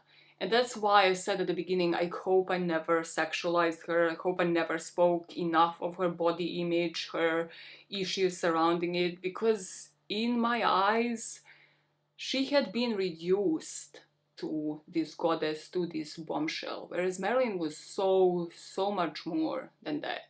August 17th also clarified to the world, well, rather sparked all of the freaking conspiracy theories, if you ask me and many people, what really happened to her. So, as we mentioned, Noguchi conducted her autopsy and would receive the most publicity for this, but it was Curfew that actually supervised the entire investigation. Curfew would be the one to appoint a three-member team of mental health professionals to determine what happened, rather than conducting a public inquest with sworn testimonies. And it seemed like they had picked and choose, because this investigation only lasted for 11 days. And years later, the critics would say, well, key people, like Peter Lawford, were never interviewed. Lawford talked to Marilyn on the phone and he was just not questioned by the police. So they chose to speak with Greenson, they chose who they would to speak to when it comes to the neighbors and to look into the prescriptions and her medical history, but it seemed like they had chosen people who will tell them a certain thing. I will read out certain parts from the press conference that they would make on August the 17th, and this would be a statement by Theodore Curfew. Miss Monroe had suffered from psychiatric disturbance for a long time. She experienced severe fears and frequent depressions. Among symptoms of disorganization, sleep disturbance was prominent, for which she had been taking sedative drugs for many years. Recently, one of the main objectives of her psychiatric treatment had been the reduction of her intake of drugs. This had been partially successful during the last few months. She was reported to be following doctor's orders in her use of the drugs, and the amount of drugs found in her home at the time of her death was not unusual. In our investigation, we have often learned that Miss Monroe had often expressed wishes to give up, to withdraw, and even to die. On more than one occasion in the past, when disappointed and depressed, she had made a suicide attempt using sedative drugs. From the information collected about the events of the evening of August the 4th, it is our opinion that the same pattern was repeated, except for the rescue. It has been our practice with similar information collected in other cases in the past to recommend a certification for such deaths as probable suicide. With the findings of the probable suicide and this psychological autopsy, Marilyn's death would be ascribed to acute barbiturate poisoning due to ingestion of overdose. To some, this autopsy seemed to clearly state that the actress had intentionally overdosed, but not everybody was convinced in this theory. So, for years to come, other theories about her death would bubble up to the surface. And from now on, I will be putting you into the point of view of a few, and then, just like with part 1 and part 2, give you the context of the others and sort of like where people were at that point in time, what biographers were writing these stories, and why. So we're gonna go into sequential order. We are gonna be going into points of view from different decades. I will elaborate on 2 only. Mostly because there are ones that are like a bit insane, and then the rest is pretty much similar. Is either the Kennedys or the Mafia with a sprinkle of like CIA and the FBI, and we'll touch upon all of those when developing on the 2 of them. So we're going to be going through 60s, 70s, 80s, 90s, and 2000s until today, highlight the few bigger theories in more detail, and then speak about the inquest, where it belongs in the timeline in the 80s, FBI files, and where the case stands today. So, in our timelines, that brings us to the theories in the 1960s. Mostly, if I were to like summarize them all, would be surrounding Kennedy's assassinating her to protect their own career, to protect their own ass.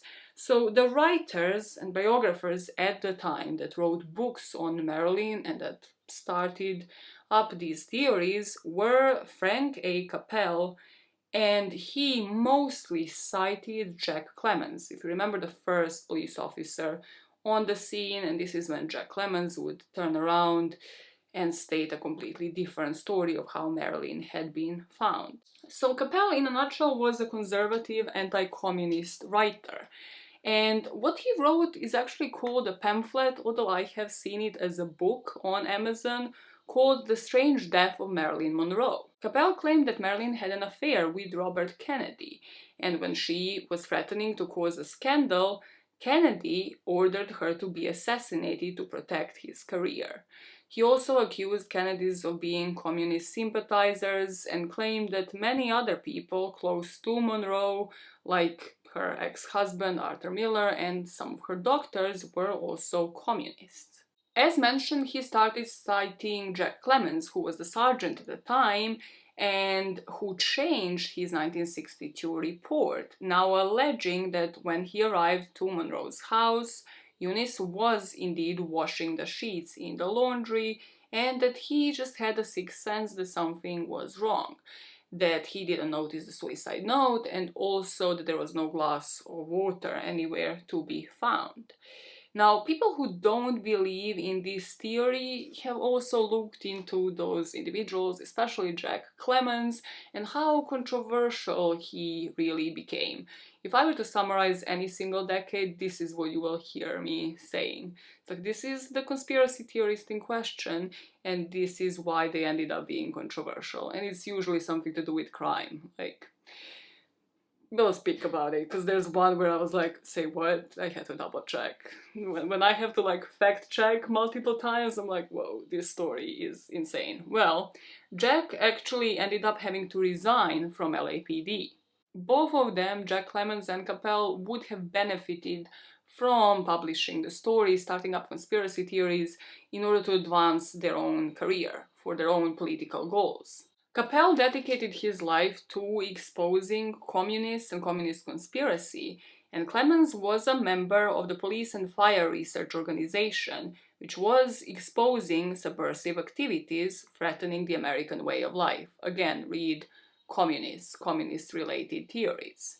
Both of them were also proven to go after those supporting the civil rights movement of 1964. So they accused this person, the senator at the time, for a homosexual act. And they have done this because this man was supporting the Civil Rights Act. And now, obviously, this man filed a suit against the two of them for libel by obtaining and distributing a false affidavit. So Keppel pled guilty, and charges against Jack Lemmons would end up being dropped, but he had to resign from LAPD. These would only be the two individuals, so the writer and then his source that would then be cited by many people through decades. However, here I promised you a point of view. I promised I will put you into one of the biggest theories. So something that will go along through decades again would be Kennedy's, and actually their involvement in terms of cover-up, their involvement in the potential assassination or a hit of Marilyn Monroe. So to put you into the point of view of the believers of the theory, let us talk about the Kennedys and how this would flow as a story. And you can see if there are any hiccups or if by the end of it this is something that you actually believe on. I do apologize for the scaffolding noises. Scaffolding? It's not the accent I should be using. I beg. I actually beg. They ruined some of my recording last time. They're ruining a lot of it today. They're literally just drilling the whole day. Okay, they stop. Starting off with JFK. So I'm going to try to make it flow as much as possible as a story and then tell you the subplot of like mafia and how maybe CIA was involved, and then you can make your own decisions. I shall wait for the drill to stop again, to start off with this theory. God damn it, it's a good story. Come on, let me leave. Last time we spoke how it seemed that Marilyn, like the rest of the country, felt enthusiasm at the prospect of Kennedy becoming a president. Now, biographers place Kennedy and Marilyn together in 1959 when she was promoting her film called Some Like It Hot. And in the run-up of the 1960 election, Kennedy fought for the Democratic nomination, and it was said that Marilyn was a registered Democrat, but Kennedy was not her favorite. However, soon she will change her mind. In 1961, she would return to LA, and Donald Spoto reports that she would be invited by Peter Lawford to attend a dinner in honor of President Kennedy, and that this is where Lawford's would be, and this is where Pat would be, and the Kennedys. That they would have 4 encounters, and that one of them would end up in a bedroom. And this would be based, as we spoke about in part 2, on the story from Marilyn's masseur, Ralph Roberts, which, why would he lie? Was it only a one-night stand? According to Donald Spoto, it was, and JFK and Marilyn would meet only 4 times. The last meeting, rather really the Madison Gala Square event where she would sing Happy Birthday for the president, so not really even a meeting, but resulting in the only picture that there is online of Marilyn and JFK.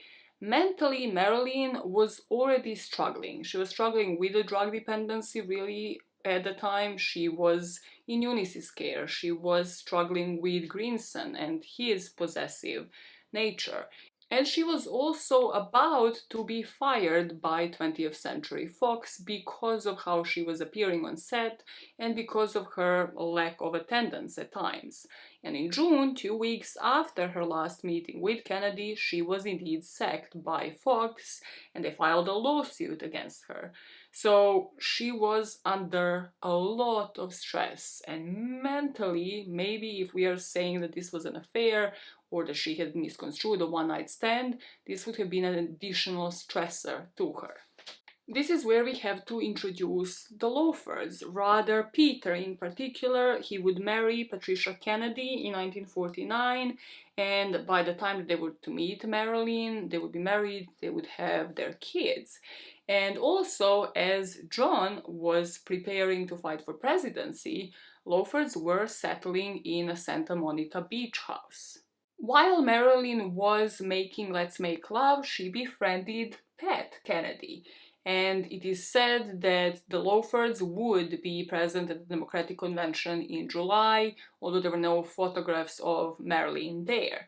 Now, after her divorce with Arthur Miller, she would have a brief affair with Frank Sinatra, and as we know, Frank was in the Rat Pack, he was rather the leader of it, and in the Rat Pack you also have Peter Lawford, so this is how they're all connected.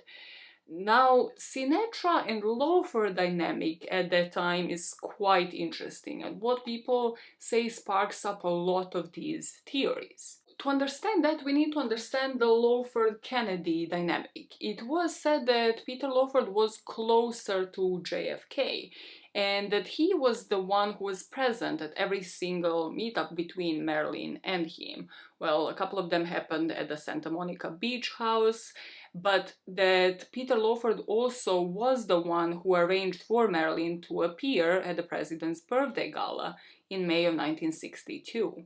In terms of the dynamic here, was he aware of JFK's affairs? Probably. The reputation of the Rat Pack, as I mentioned in part 2, is that they would go to casinos, that they would try to seduce women, so there is a question about how many of them had affairs, how brief, with whom, probably famous actresses and other famous models at the time. So maybe he just thought this was some harmless fun, nothing would really come out of it in terms of like JFK and Marilyn's affair.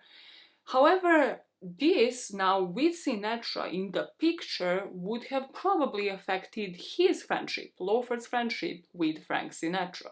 So far, to me, putting you into this point of view and myself with it, this makes sense in terms of the dynamic. Obviously, like if she's now with Sinatra, that would cause a different kind of dynamic, and we'll speak a bit more about why. But now we have to also introduce another person into this picture, and that is Robert Kennedy. So the way he fits in, again according to Spotter's book, Robert and Marilyn would meet on 4 different occasions as well. There was an angle of a possible affair with Robert, the only having civil rights chats and only being friends, and also him possibly covering for his own brother and just basically leading to Marilyn's death because of that.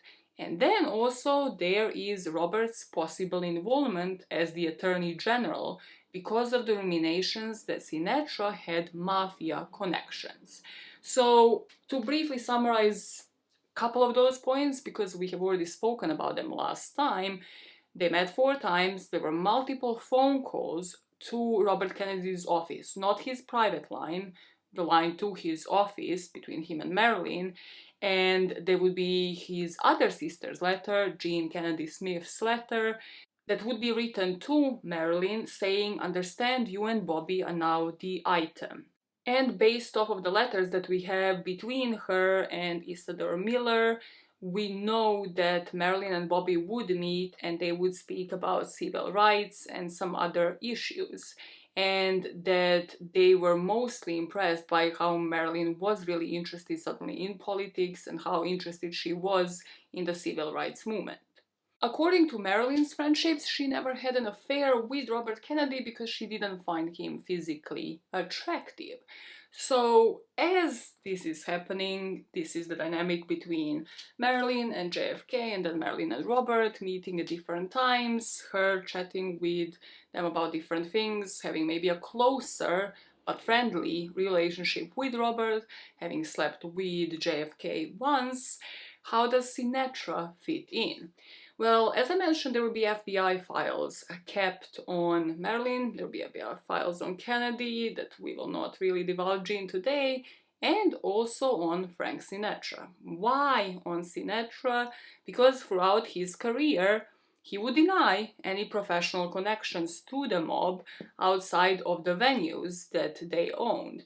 However, he was regularly pictured with the known gangsters in these casinos, in the nightclubs, anywhere where he would really appear.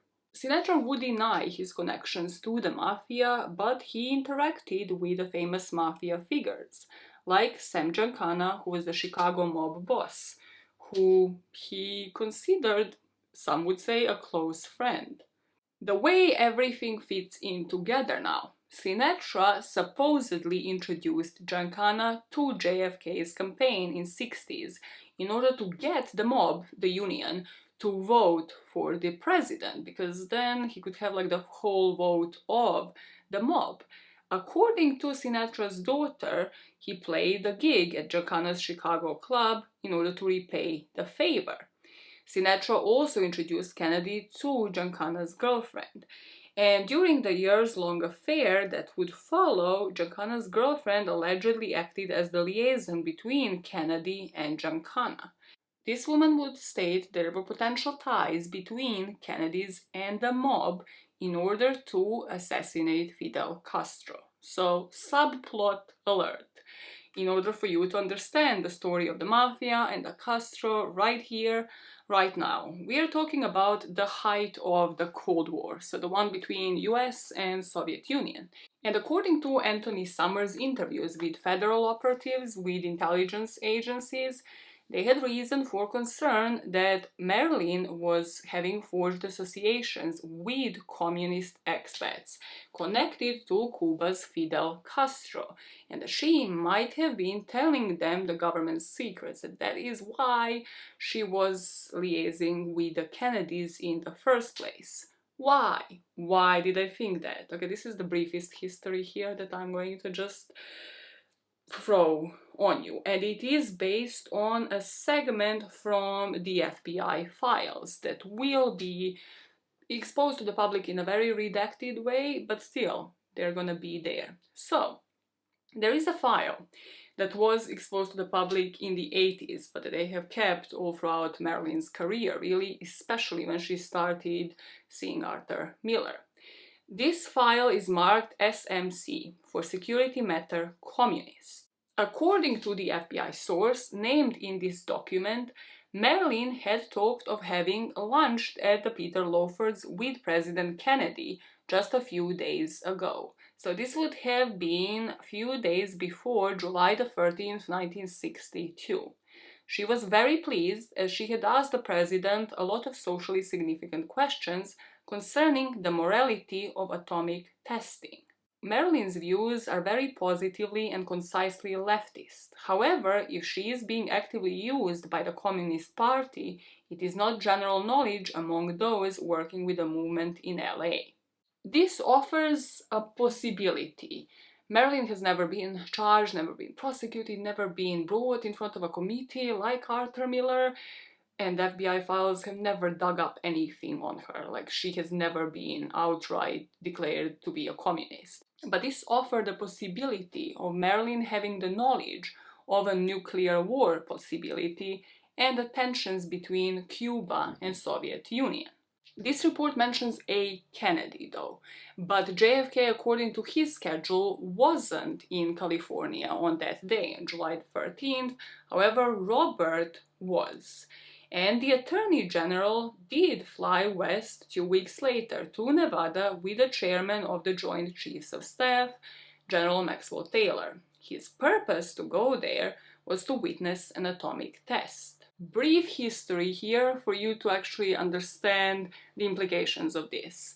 There was a possibility of a nuclear war, as I mentioned now, and apparently Kennedy was witnessing an atomic test, testing atomic weapons to use them for what? There was extreme tension over Fidel Castro's Cuba and the Soviet Union. That was the dominating issue in 1962.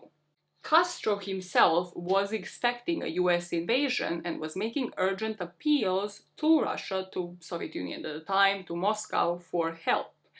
In early July, USSR Premier made the fateful decision to ship missiles to Cuba, and this will result in Cuban Missile Crisis, which is the closest that they came to nuclear war at any time in history. This would happen in October of 1962, so months after Marilyn had passed away.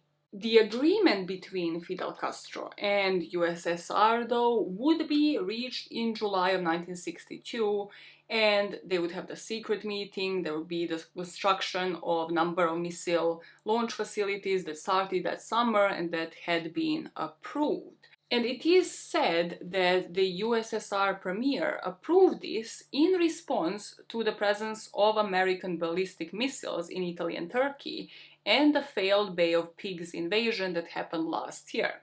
The Bay of Pigs invasion happened in 1961, and it was a failed operation by the US government on the southwestern coast of Cuba.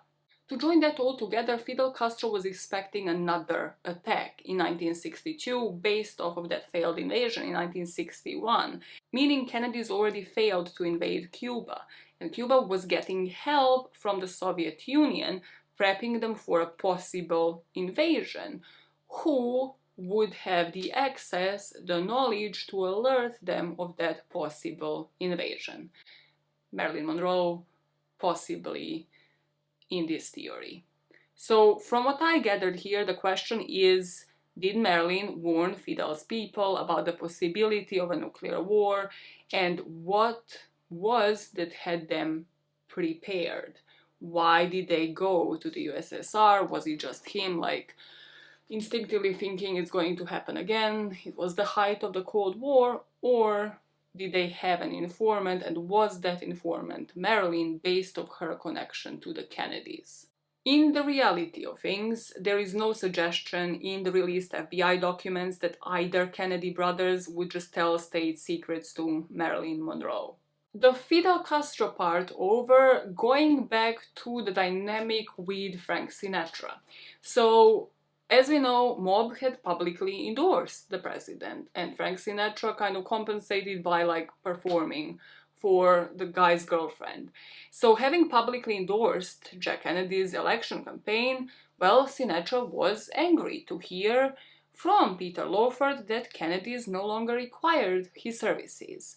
Why? Because Kennedy suddenly, as a president, can't be having mob ties. He can't be connected to the mafia. JFK could have probably decided upon this on his own, probably knew that he just wanted a vote and then didn't want anything to do with the mafia, but then there was Robert, the Attorney General. As the Attorney General trying to tackle down crime, Robert Kennedy would declare war on organized crime, and this would turn the mob against the Kennedys collectively, and would leave Sinatra and Lawford as well just looking like foolish, like, why are we in this predicament now? Possibly wanting some revenge. This would have probably driven a wedge between Frank Sinatra and Peter Lawford, because Peter probably had to choose sides, and who is he married to? Who is he going to stick by? The Kennedys. And now, without Sinatra's support, his career also suffered. It was said that he became an alcoholic and just probably heavily dependent on drugs himself. From this point on, like up until this point, as a story, still makes some sense. From this point on is where I get lost in so many angles. Because there's an angle of mafia wanting Marilyn dead, to hurt the Kennedys, to hurt Sinatra, to threaten the Kennedys. Everything being about Kennedys eliminating her as a spy, Kennedys doing it on their own because she had an affair with one of them or two of them. The child, like that, and then had to end up in an abortion, and Marilyn trying to leak the governmental secrets about Fidel Castro. Maybe she already leaked them. There's so many angles. So, does the mafia story hold any water? Once the drilling stops again, I will tell you the long version of this story. And it is very well told by none other than Anthony Summers in a Vanity Fair article in 2022. Something to bear in mind with Anthony Summers, this was written in 2022. Listen to the summary, I'm not gonna tell you the whole story, there is a Vanity Fair article out there, and also it's a good story, I will admit that. But just wonder, have it in the back of your head, is it just a story? Or do you see any sort of supporting evidence? So, Fidel Castro's communist revolution in Cuba happens, and the mob lost some big financial interests in the country. The mob was unhappy about the Bay of Pigs invasion, about the US inability to topple Castro, and also that now another Kennedy is on their case, trying to tackle organized crime.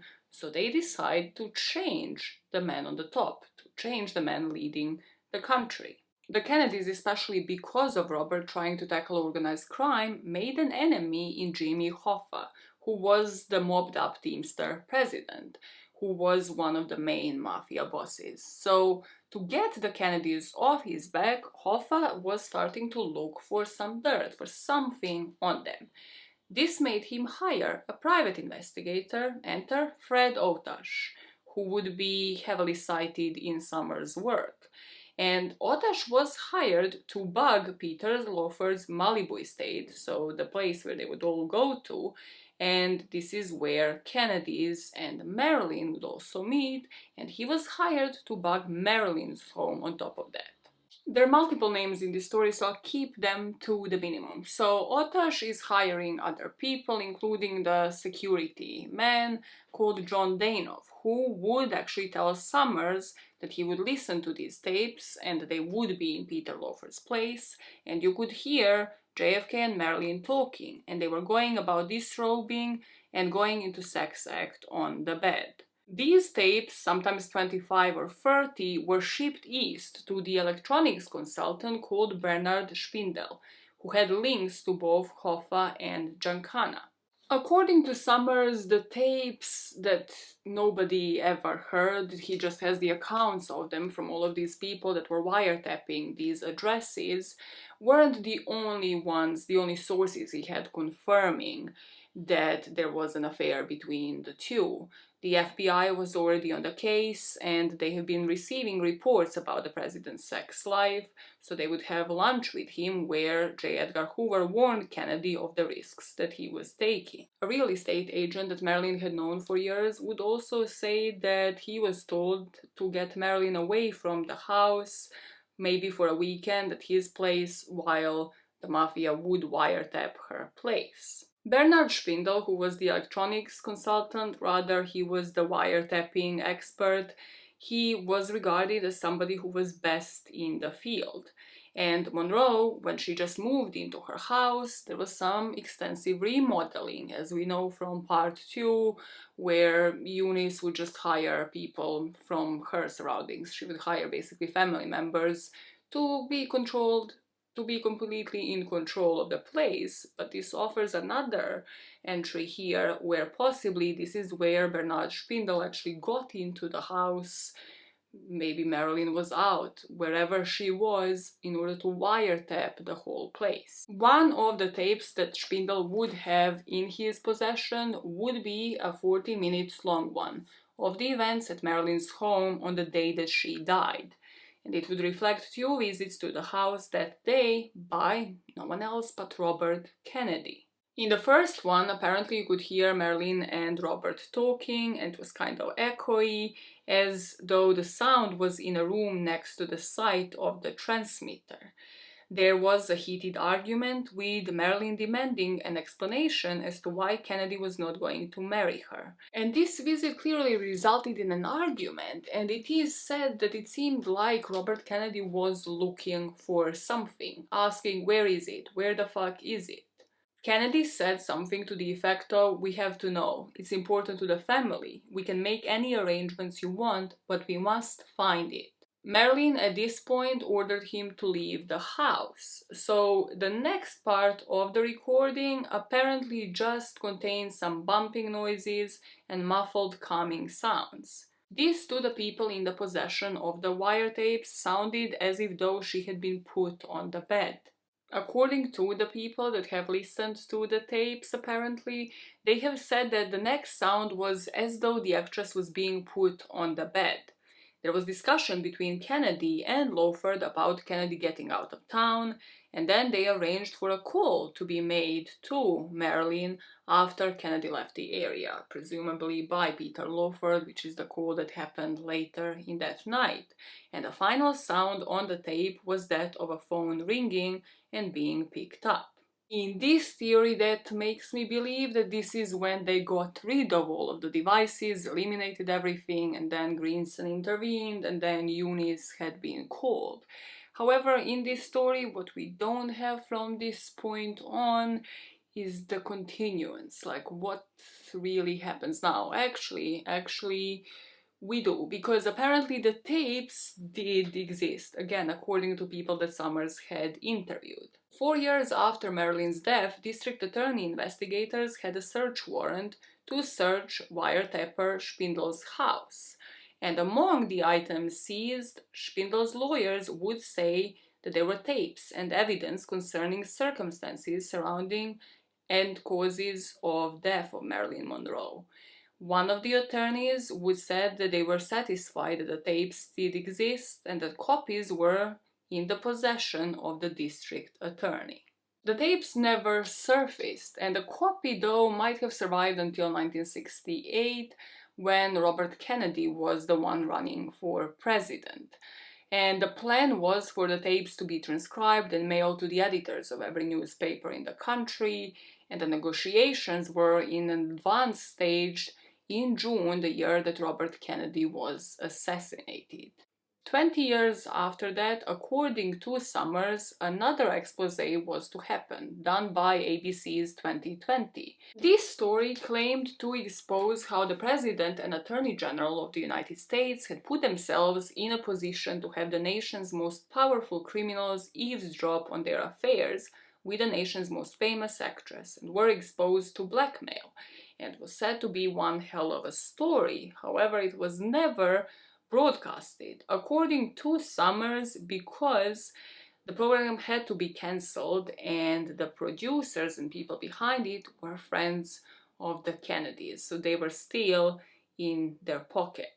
To pause and have a breather here when it comes to this subplot of the mafia. Is it a good story? Sure. Do we have anything to prove for it, including the tapes? The tapes would have been a really good freaking way for us to have a proof of something. Somebody just saving the tape, putting it in a different location where then they can, I don't know, negotiate money for it, offer it to the producers, offer it to somebody. Would have been a great way to go about it. But also to pause here on the 2020 story that Summers mentioned that was never released. As a journalist, if you have a story, you make it public somehow. Like if you sit on a piece of information, actual tapes and evidence, you make it public. The story would have come out at some point, especially as from the article I've gotten that they have worked for months on it. Like, you make sure the story makes public. You make sure that you're not like bought out after you have worked on a story. Or just in this whole conundrum of theories, if somebody was sitting on a wiretape, like on a tape between Marilyn Monroe and the president, and not just one, but 25 to 30 or even more, you try to do everything possible to have that as your leverage. So here, JFK might not have needed a mob in his life. They might have had dirt on him or might have wanted revenge against him or his brother. To top all of that, his brother, who was trying to make their life difficult, their leverage was Marilyn, and Sinatra might have used the mob to silence her. But why kill her? On behalf of the Kennedys, so they owe Sinatra and the mob forever, to hurt the president, or even as a warning. How does it flow? Is the motive here as strong as in the theory of Greenson and Eunice that I have offered before? No one ever ends this story, and that's where I get lost in the point of view. Where are the mobsters on the day of? Where are they after? How many of them? Who? Which one? Do we know where they were based off of their activity at the time? Were they even in the city? Were they in the country? They just have the wiretapper on the ready to remove this equipment, and then the tapes were found, but he didn't keep any one of those tapes on a secondary location. They were never fully exposed to actually be heard by the public. Does it make sense to you? Maybe it does. And if so, tell me how does it flow to the very end? What we know going back into the Kennedy story, because we have pictures of it, is the weekend of the end of July. On the last weekend of July 1962, Marilyn would travel to Sinatra's lodge. This would be on the California-Nevada border. There were rumors as to what had happened on this day, and they state that Marilyn just spent a lot of time depressed, staying in a chalet, and at some point that Lawfords might have had to revive her. And after that, she probably accidentally took too many pills, that Sinatra was furious and threw them all out the very next day. According to people believing in the Lawford and the Kennedy theory, this might have been the time where Lawford tried to convince Marilyn to break off all contact with Jack and Bobby Kennedy. And probably she didn't take this well, and probably took it even worse once Sinatra actually kicked them out. There are also speculations as to whether the mafia was there directly trying to silence Marilyn about the affair, but at this point, if they really hated the Kennedys, why would they be on his side? It's more probable that they would have been against Marilyn or using Marilyn as a target or some sort of leverage in order to get back at the Kennedys. And a week after this trip to Sinatra's lodge, Marilyn died. To note here a couple of things again. This weekend isn't mentioned in Donald Spotter's book. From what I have seen, it's mentioned that she was just making calls, arranging the wedding, but those calls would be made from her home, from what I have gathered. It's kind of like glanced over, really, and then, online I have seen the pictures that I'm showing you here in the video, so not really sure what to make out of it, as in why it was just glanced over in the book, because by the pictures I do believe that it happened. Not sure did it happen on those exact dates, but it seemed like it did. The second note is, just like with Marilyn and Miller, I have to point out that Sinatra was never prosecuted for any criminal behavior in connection to the mob ties. There were FBI files on him, and again, he had just never been prosecuted, never served any jail time. So, is there enough motive based off of the number of pictures, maybe? Limited documents, if any, really here? Good storytelling? Yes, if she's sitting on a secret, or might have leaked information to somebody, to Fidel Castro, to anybody, and if they had any incriminating wiretapes on her, but no one is really sure on what the secret could be, nor can they agree on it. Is it a baby, is it a love child, or is it something more sinister? Marilyn sitting on a secret that she was just about to expose, and she's just ready and somebody has to tame her because she has made it public that she is going forward and exposing whatever this is, would make Marilyn in a different light that I have seen her. I don't know how you feel about her after listening to hours of Marilyn's story, but I have never seen Marilyn as this impulsive woman who was just ready, having the evidence to expose it all. And in 50s and 60s, exposing the head of the country, I think Marilyn was also smarter than that. I mean, we know of Lewinsky's scandal, and that happened I think decades after Marilyn's death. Even that didn't go well. I mean, even that would have been changed in the light of the Me Too movement, etc. But to expose the president of the United States for anything, any one of the things that we have spoken about in 50s and 60s, Marilyn would have been seen as a homewrecker. She would have had a stain on her name, and she would have known that there's no way for her to continue her career in the best light after exposing somebody like that. That it would probably stain her a lot more than it would stain the President of the United States. So far in this story of the Kennedys, you can buy into a few things. A lot of things in this point of view make sense story-wise about the dynamics of these people. And we did know that she was indeed hanging out at Lawford's house.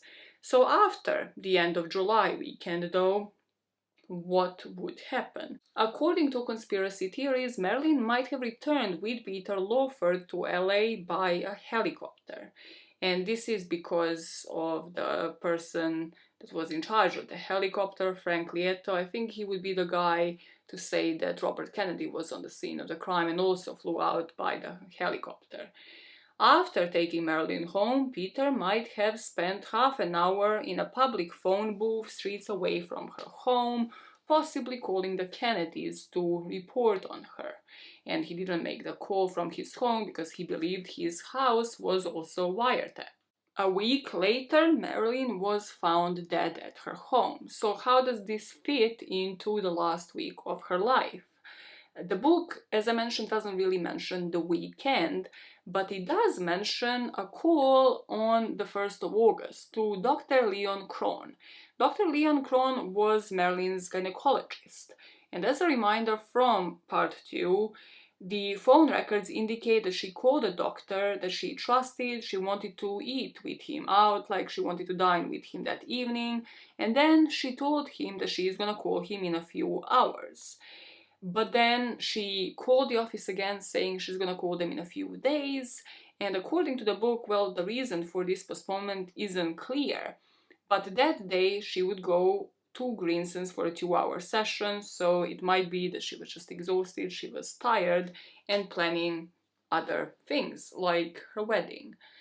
Now, due to the sensationalist approaches with people saying the telephone, that's my best friend, like quoting Marilyn, saying that apparently people have said that, well, this phone call might have been for a different reason. This was a Hollywood gynecologist, and maybe there was something to do with another miscarriage or abortion, a Kennedy baby.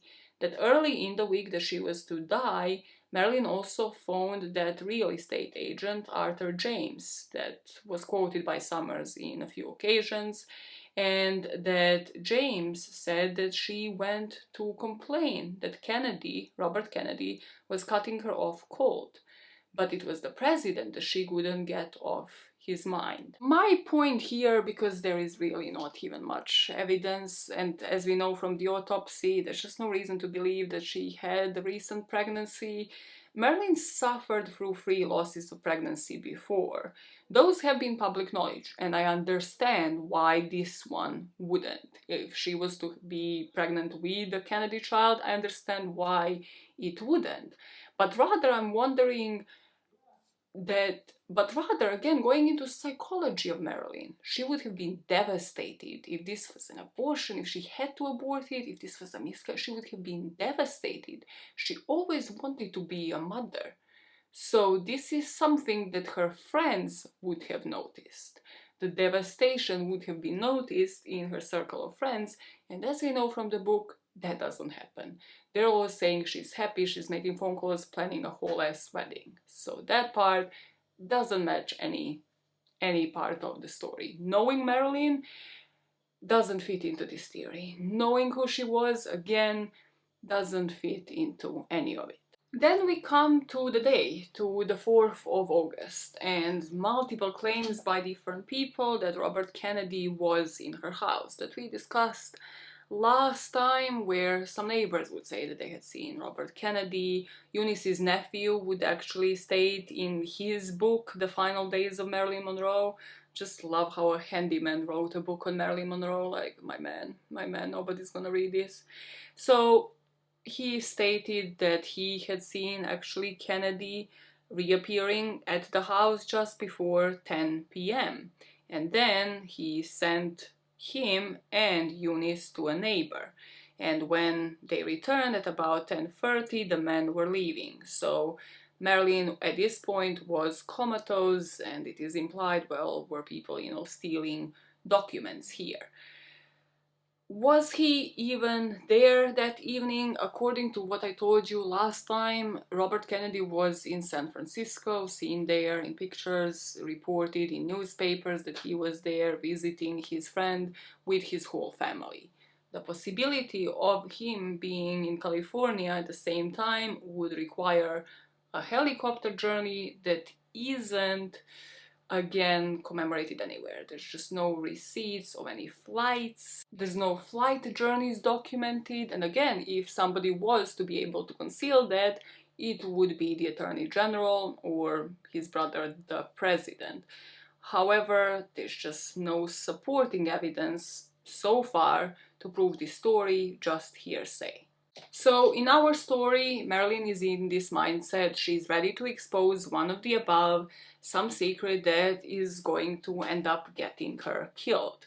Lawford calls her, invites her to dinner. He says that she said "say goodbye" speech and that she became incoherent. He shouted her name but got no response. He then hung up and tried to call back, but the line was busy. So Peter still decides to go out for dinner. And Ebbins was the one who persuaded him not to go to Marilyn because he called Marilyn's lawyer, Milton Rudin, on Peter's behalf.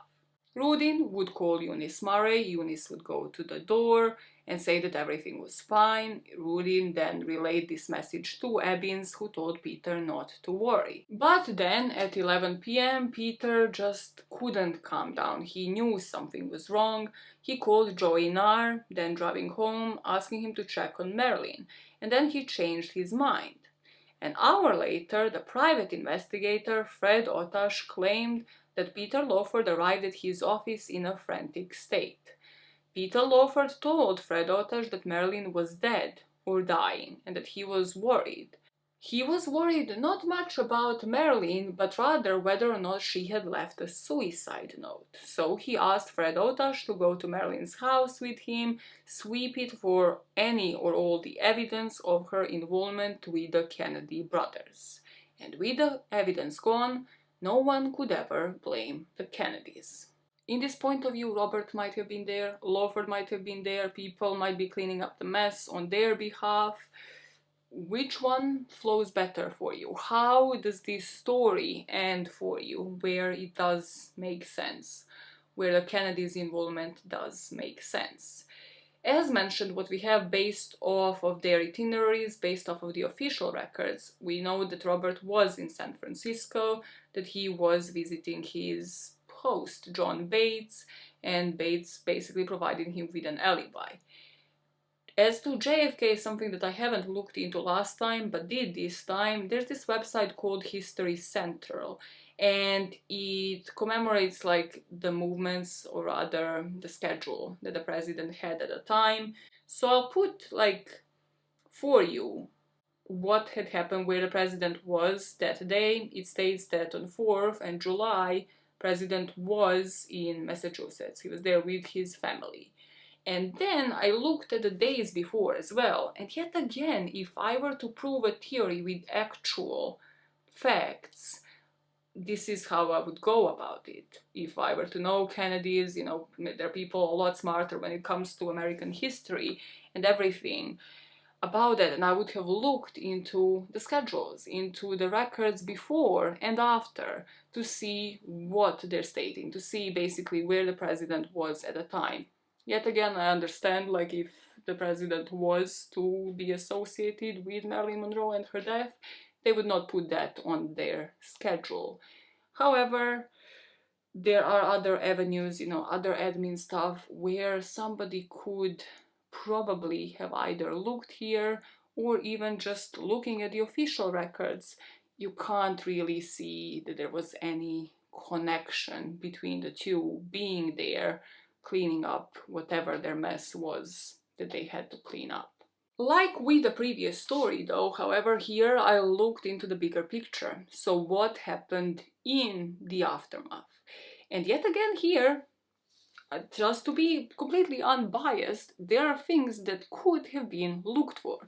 In particular, the connection between Pat, Marilyn's publicist, and how she ended up working for the Kennedys later after her trip to Europe. Whether or not there is something missing there, again, if somebody is into politics, knows more on this, please do let me know, because here we are going to talk about Kennedys, where did they end up after this. So JFK will end up being assassinated in 1963, RFK assassinated in 1968. For different motives and nothing really to do with Marilyn and this particular case. Lawford was saved from scrutiny by his reputation and by his association to Patricia Kennedy mostly, but the rest of them as well. And the theory regarding the Kennedys is that everybody is in on it. The doctors, the Lawfords, the attorney, the publicist herself. Speaking of the publicist, in September of 1962, Pat Newcomb traveled to Europe for a few months. Once she returned, Bobby gave her a job in Washington.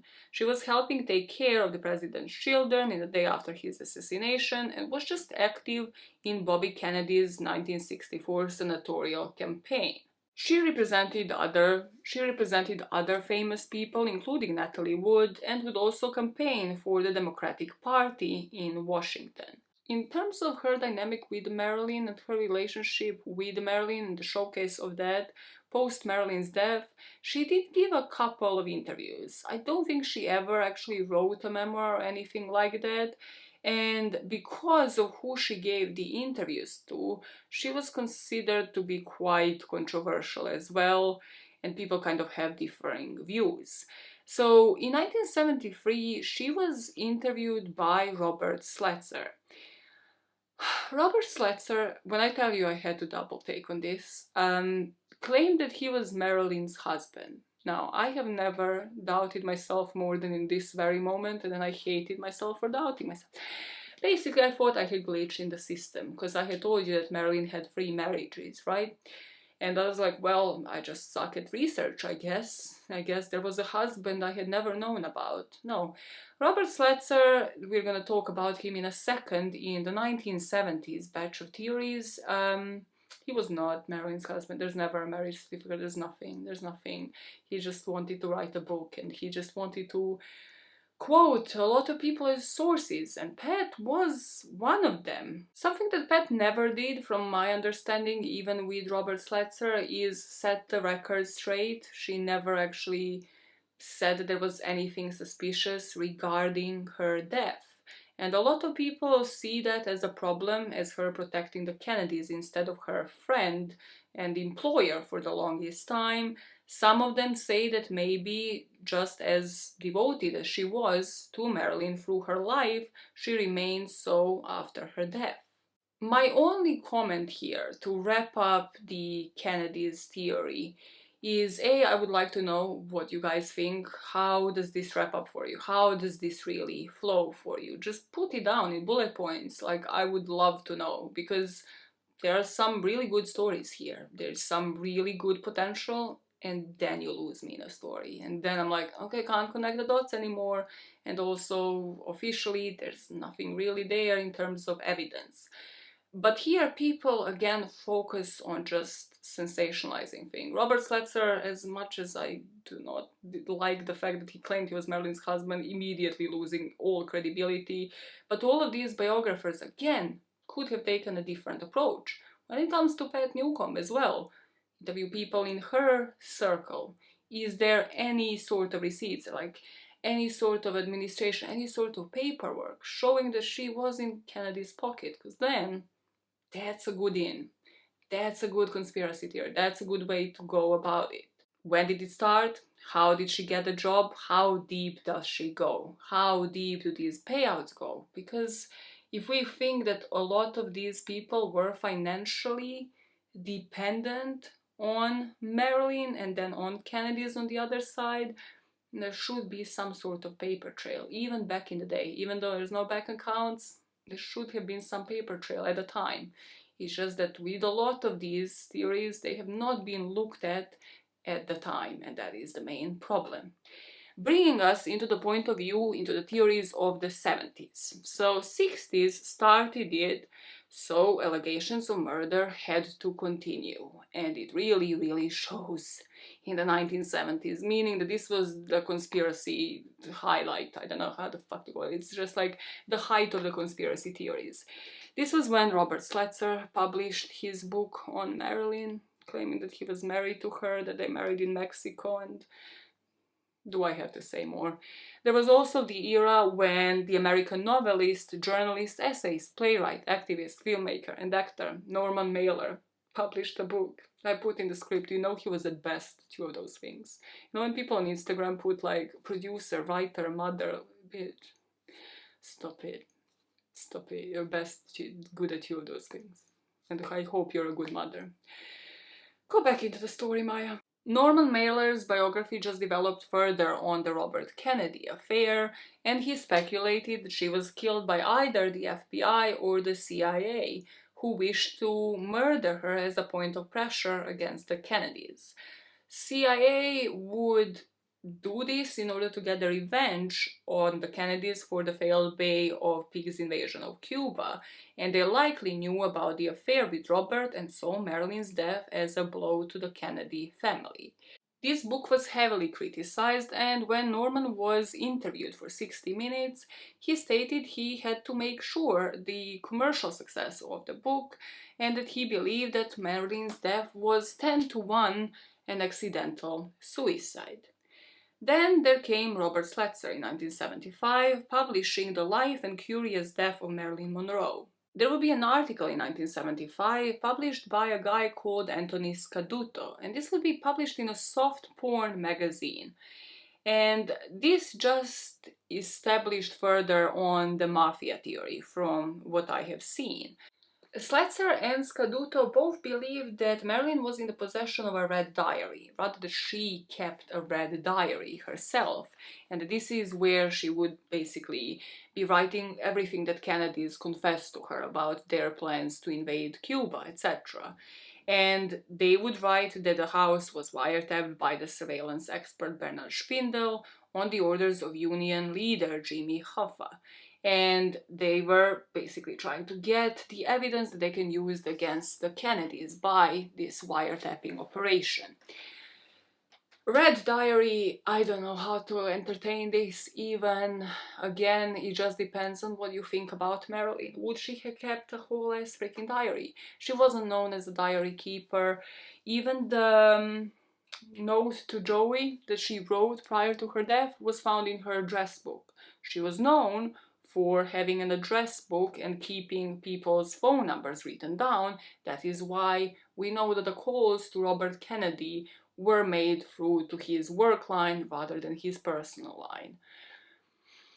Do you see where I'm going? She just wasn't known as a red diary keeper. Why would it have to be red? It's just the conspiracy theories that have started on this time, and famously Sletzer and Scaduto were known for like using each other's as a source, which like, I don't know how does that work in terms of book sales. Apparently does. The only other person that would be controversial, and I think I mentioned him at some point later as well in this conspiracy theories conundrum, that would mention Red Diary, would be the deputy coroner called Lionel Grandison. And he said that he signed Marilyn Monroe's death certificate under duress, and the following morning he found the diary was missing, and also just like struck it off the inventory as if it was never collected from the scene when they found Marilyn. 1980s, heavily focused on developing the mafia theory, and I put Grandison is back because I knew that he eventually would be, and in a controversial kind of way, as you would expect. So here there would be a book by the guy called Milo Sperigio, Italian, a private investigator. The book was called Marilyn Monroe Murder Cover-Up, and it pointed a finger at Jimmy Hoffa and the mob boss Sam Giancana, so the theory that we have established before. Now, Giancana's brother and godson also published Double Cross, and this book alleged that the CIA put a contract on Monroe's life because of her involvement with Robert Kennedy, and Giancana accepted that contract. No evidence on any of those claims ever found. Sperigio, Milo, the same guy, the same book writer, also added statements by Lionel Grandison, who worked as the LA County Coroner's office at the time of her death. Grandison would claim that there was a red diary and then he struck it off the inventory list, and also that Marilyn's body was extensively bruised, but that was omitted from the autopsy report. Both writers, Sletzer and Milo, demanded that the investigation into Monroe's death be reopened by the authorities. And eventually, this and multiple allegations, probably the mentions of Kennedy's and the CIA, made the LA District Attorney agree to review the case. Before the inquest, why Grandison was found controversial, and this is where I had to fact check. I was like, this is the least important part of this case, but what the hell am I reading? He was found not to be reliable because he was fired from the coroner's office for stealing from corpses. He stole a credit card off of a dead man, which is, there is sad, and there is stealing a credit card off of a dead man sad. His allegations of the wiretapping Bar Bernard Spindle were also found to be false because his apartment was raided in 1966 and the tapes were seized.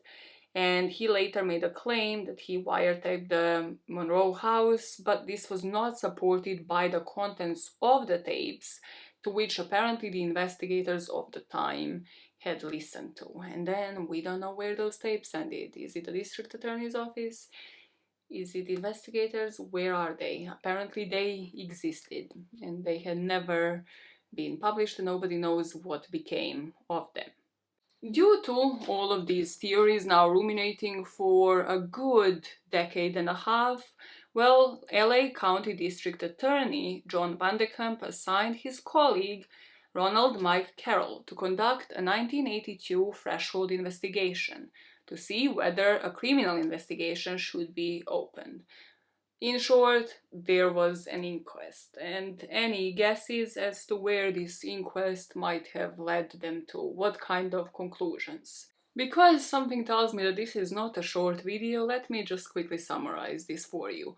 There was a 29-page report detailing the investigation, and it concluded there was no credible evidence supporting a murder theory, and that it appears that her death, Miss Monroe's death, was a suicide or accidental drug overdose.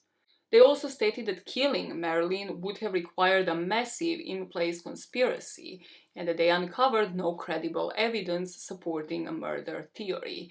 I couldn't find an actual document here as to what did they investigate, how did this look like, just these kind of quotes from different articles.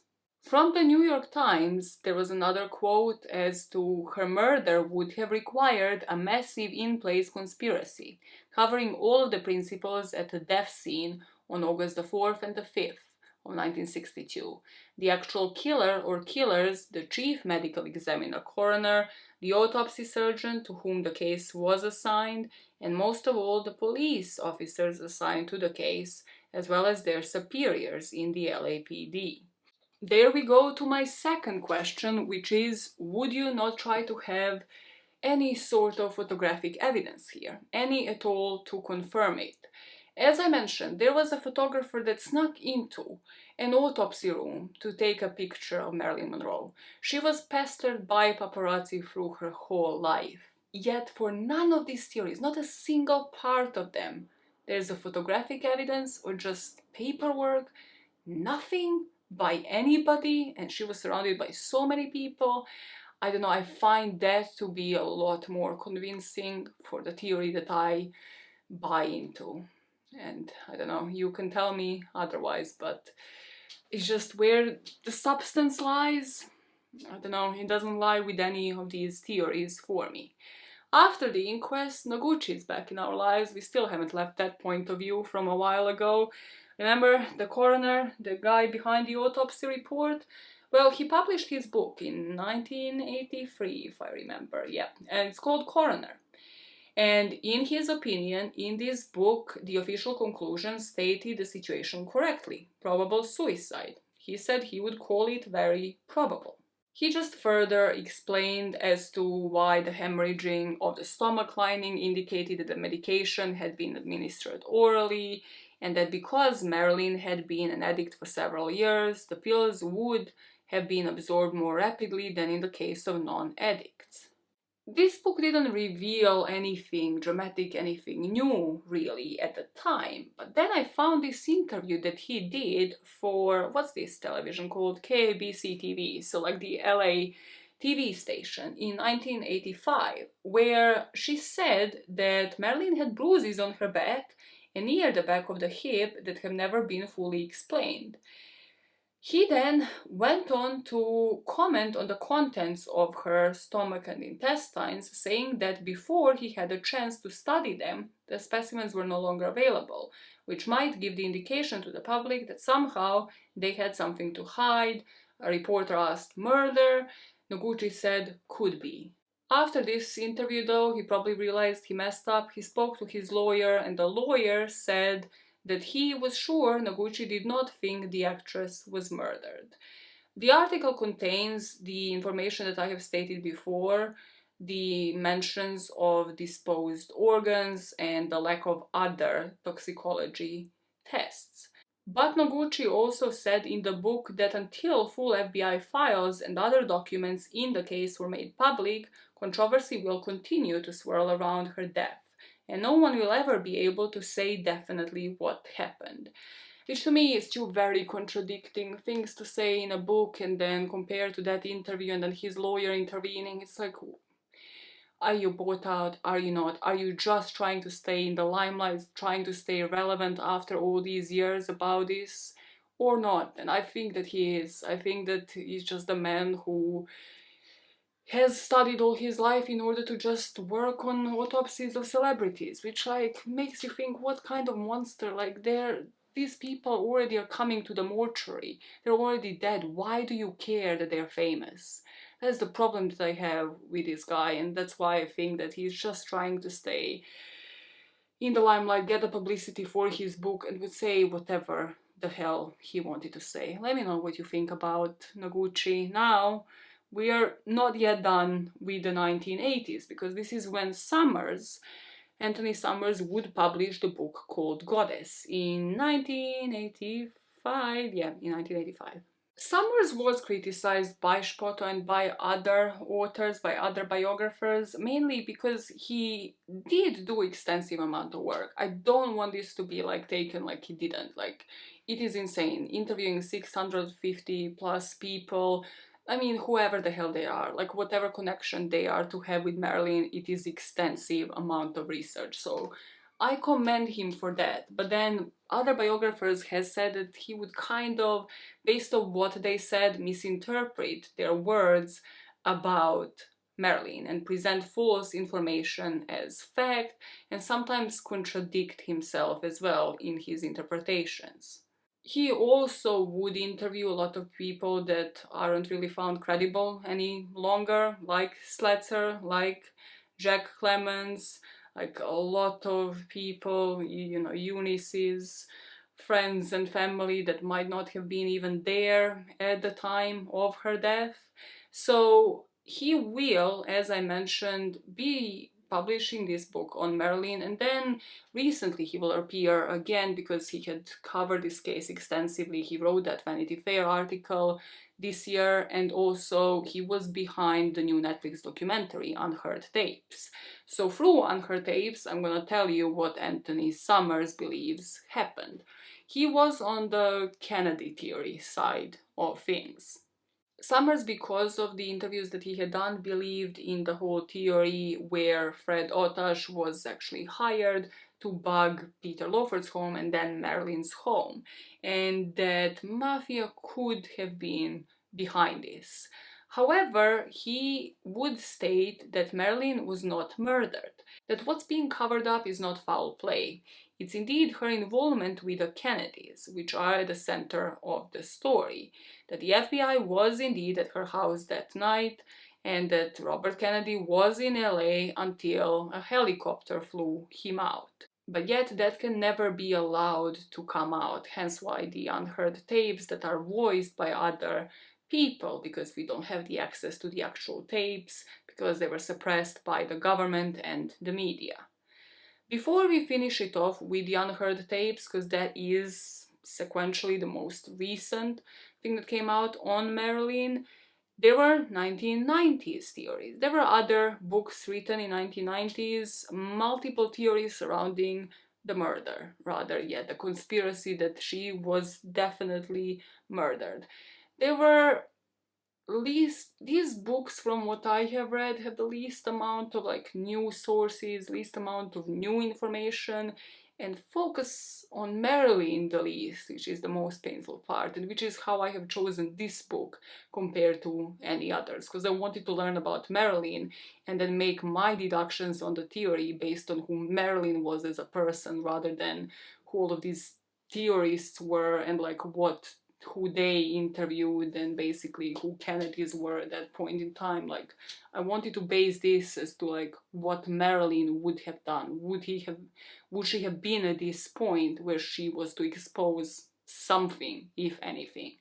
This would also be 1993 when Donald Spoto published his book claiming that maybe Greenson and Eunice were behind it. That Marilyn took Nembutal's but didn't tell Greenson, who prescribed her a chloral hydrate enema, and that the combination of these two drugs killed her. And then, afraid of the consequences, the two of them staged this death as a suicide. Something that gained a lot more publicity in the 2000s was John Miner and his allegation that Marilyn's death might not have been a suicide. Rather, he said that, and published transcripts claiming to have the audio tapes that Marilyn recorded shortly before her death. Apparently, she gave these tapes to her psychiatrist Greenson, and Greenson invited him to listen to them after her death. The tapes themselves have never been found, and Miner would also remain the only person to claim that they existed. After listening to them, Miner would conclude that there was no possible way that this woman could have killed herself. She had very specific plans for her future and knew exactly what she wanted to do. Greenson said Marilyn had made the tapes in the last few weeks. He offered to play them on condition Miner didn't reveal their content. Dear Doctor, you are the only person who will ever know the most private, secret thoughts of Marilyn Monroe. It was Greenson's belief that if I listened to the tape, I would not have to rely on his opinion that she did not commit suicide. That the tapes would tell me whether she did or she didn't. And he was right. Just like with every conspiracy theorist, he was into something shady. It said that he had gone bankrupt right before, and he has also lost his license to practice law. But because he had gone bankrupt before claiming he had these tapes, well, he was looking for somebody to buy them. And eventually the author called Matthew Smith that published the book, The Secret Tapes of Marilyn Monroe in 2003, did buy them from him. Allegedly, he had published the transcripts to those tapes. As these were only the transcripts of the tapes that nobody had heard, and Matthew's book was called The Tissue of Conjecture, Speculation, and Pure Fiction as documentary fact, this would be arguably the least factual book on Marilyn's lives. Because if the tapes didn't exist, well, the book is fictional. Which brings us to 2012 and the FBI files. Well, rather, the FBI files have been previously released under the Freedom of Information Act in the 80s, but were reprocessed in 2012 and posted online in 2013. So the reprocessed version includes more information. The files would focus on a few things, so I'm just quickly gonna summarize this because I realize this video is so fucking long. It would focus on her communism years, rather from Arthur Miller, so they would really be tracking her down from 1955 and then August of 1962 when she died. They would mention her looking for the Russian visa, as we have mentioned, I think, in part 1, and also her association with Arthur Miller, but also with another communist supporter called Frederick Vanderbilt Field. This guy was an American leftist political activist. He was publicly a communist, and they have said that Marilyn's trips to Mexico in 1962 to shop for furniture actually were the ones to bring her in contact with Mr. Field, who was living in the country with his wife in the self-imposed exile at the time. There is a picture of Marilyn with Field in Mexico, supposedly, that I had found, and Field's autobiography also mentions that he and his wife accompanied Marilyn on shopping trips and meals. And he only mentions politics once in a passage on their dinner time conversations, saying that she talked mostly about herself and some of the people who had been or still were important to her. That she spoke about her strong feelings for civil rights, for black equality, as well as her admiration for what was being done in China, her anger at red baiting and McCarthyism, and her hatred of the FBI director. They could never prove that Marilyn was a communist, and they wouldn't really do it with Field. He did serve about 18-month sentence, and he did correspond with Marilyn, apparently via letters as well. I had found one from 1962, but it's just, again, a mundane chat about his wife, and Marilyn was on the radar of the FBI, so had they had something, they would have most probably acted on it. Then there's some FBI files on Marilyn's Kennedy era and about her days on set and how Pat had been flown out after Marilyn's death. So they really followed it all the way up until her death. Never proving she was a communist, a spy, any involvement with Cuba, any pregnancy by any one of the Kennedys.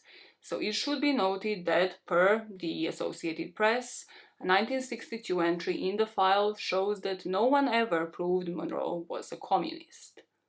Subject's views are very positively and concisely leftist. However, if she is being actively used by the Communist Party, it is not general knowledge among those working with the movement in LA. No action has ever been done by the FBI. They didn't bring her in front of the committee like they did with Miller. She never faced any prison time like Field. So after all of the theories, where does this case stand now? In 2022, as I mentioned, Anthony Summers worked on the Netflix documentary, hired a lot of actors to voice the supposed tapes and conversations that he had had with multiple people and had made unheard tapes, the Netflix documentary. In this documentary, we hear clips of the interviews that Summers built his book upon. He spoke to 1,000 people who were close to Marilyn or were in some way connected to her, with about 650 of those interviews being taped. The documentary would allege the FBI investigator arrived at Marilyn's home shortly after her death to clear her house and remove anything that could compromise the Kennedy brothers, all through the tapes, as well as insinuate that there were paramedics and the death might have occurred in the ambulance and then that she was returned to the house, basically, that she was found dead before midnight and she had to be returned for everything to be staged as a cover-up. As mentioned, though, Summers believes that Monroe's involvement with the Kennedys is being covered up, and that is the center of the story. Yet this had to be suppressed by the government and by the media and the mythology of this case. According to one review that I have seen on the unheard tapes online, the mystery of Marilyn Monroe, the unheard tapes, fills in the end of Marilyn's life. And in doing so, it lends her tragedy in all its seeming sordidness the dignity of emotional understanding. It also captures how, right up until the end, her story was bigger than she was, a story nearly as big as America. So that is the newest information that we have on this case.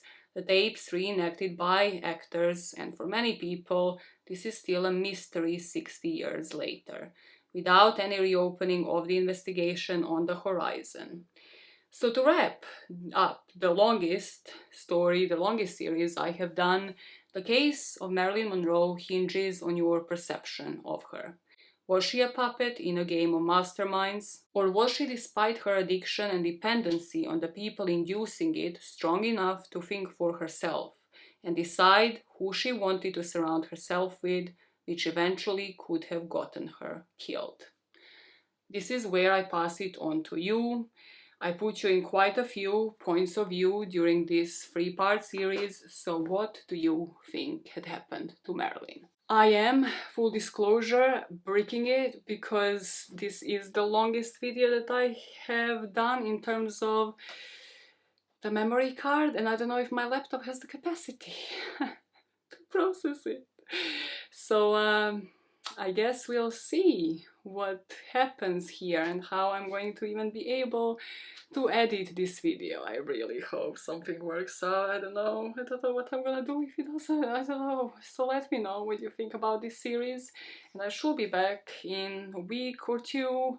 Allow me a bit of rest. I'm starting a new job in August as well, so I have to like fly out and be onboarded and then go back to research on YouTube. And in that time, make sure you subscribe, make sure you click that bell button so you know when I'm back, and make sure you recommend it. Make sure you recommend the present tense, future tense, these videos to other people, especially the deep dives. God bless, I need to edit this, and my laptop needs to have the capacity, or I will cry. I will lose all of my marbles and I don't have many left. Maya out. Let's see how this goes. Let's see how this goes. Maya out to read the new 40 book and edit this, please, please, Lord. Bye, guys.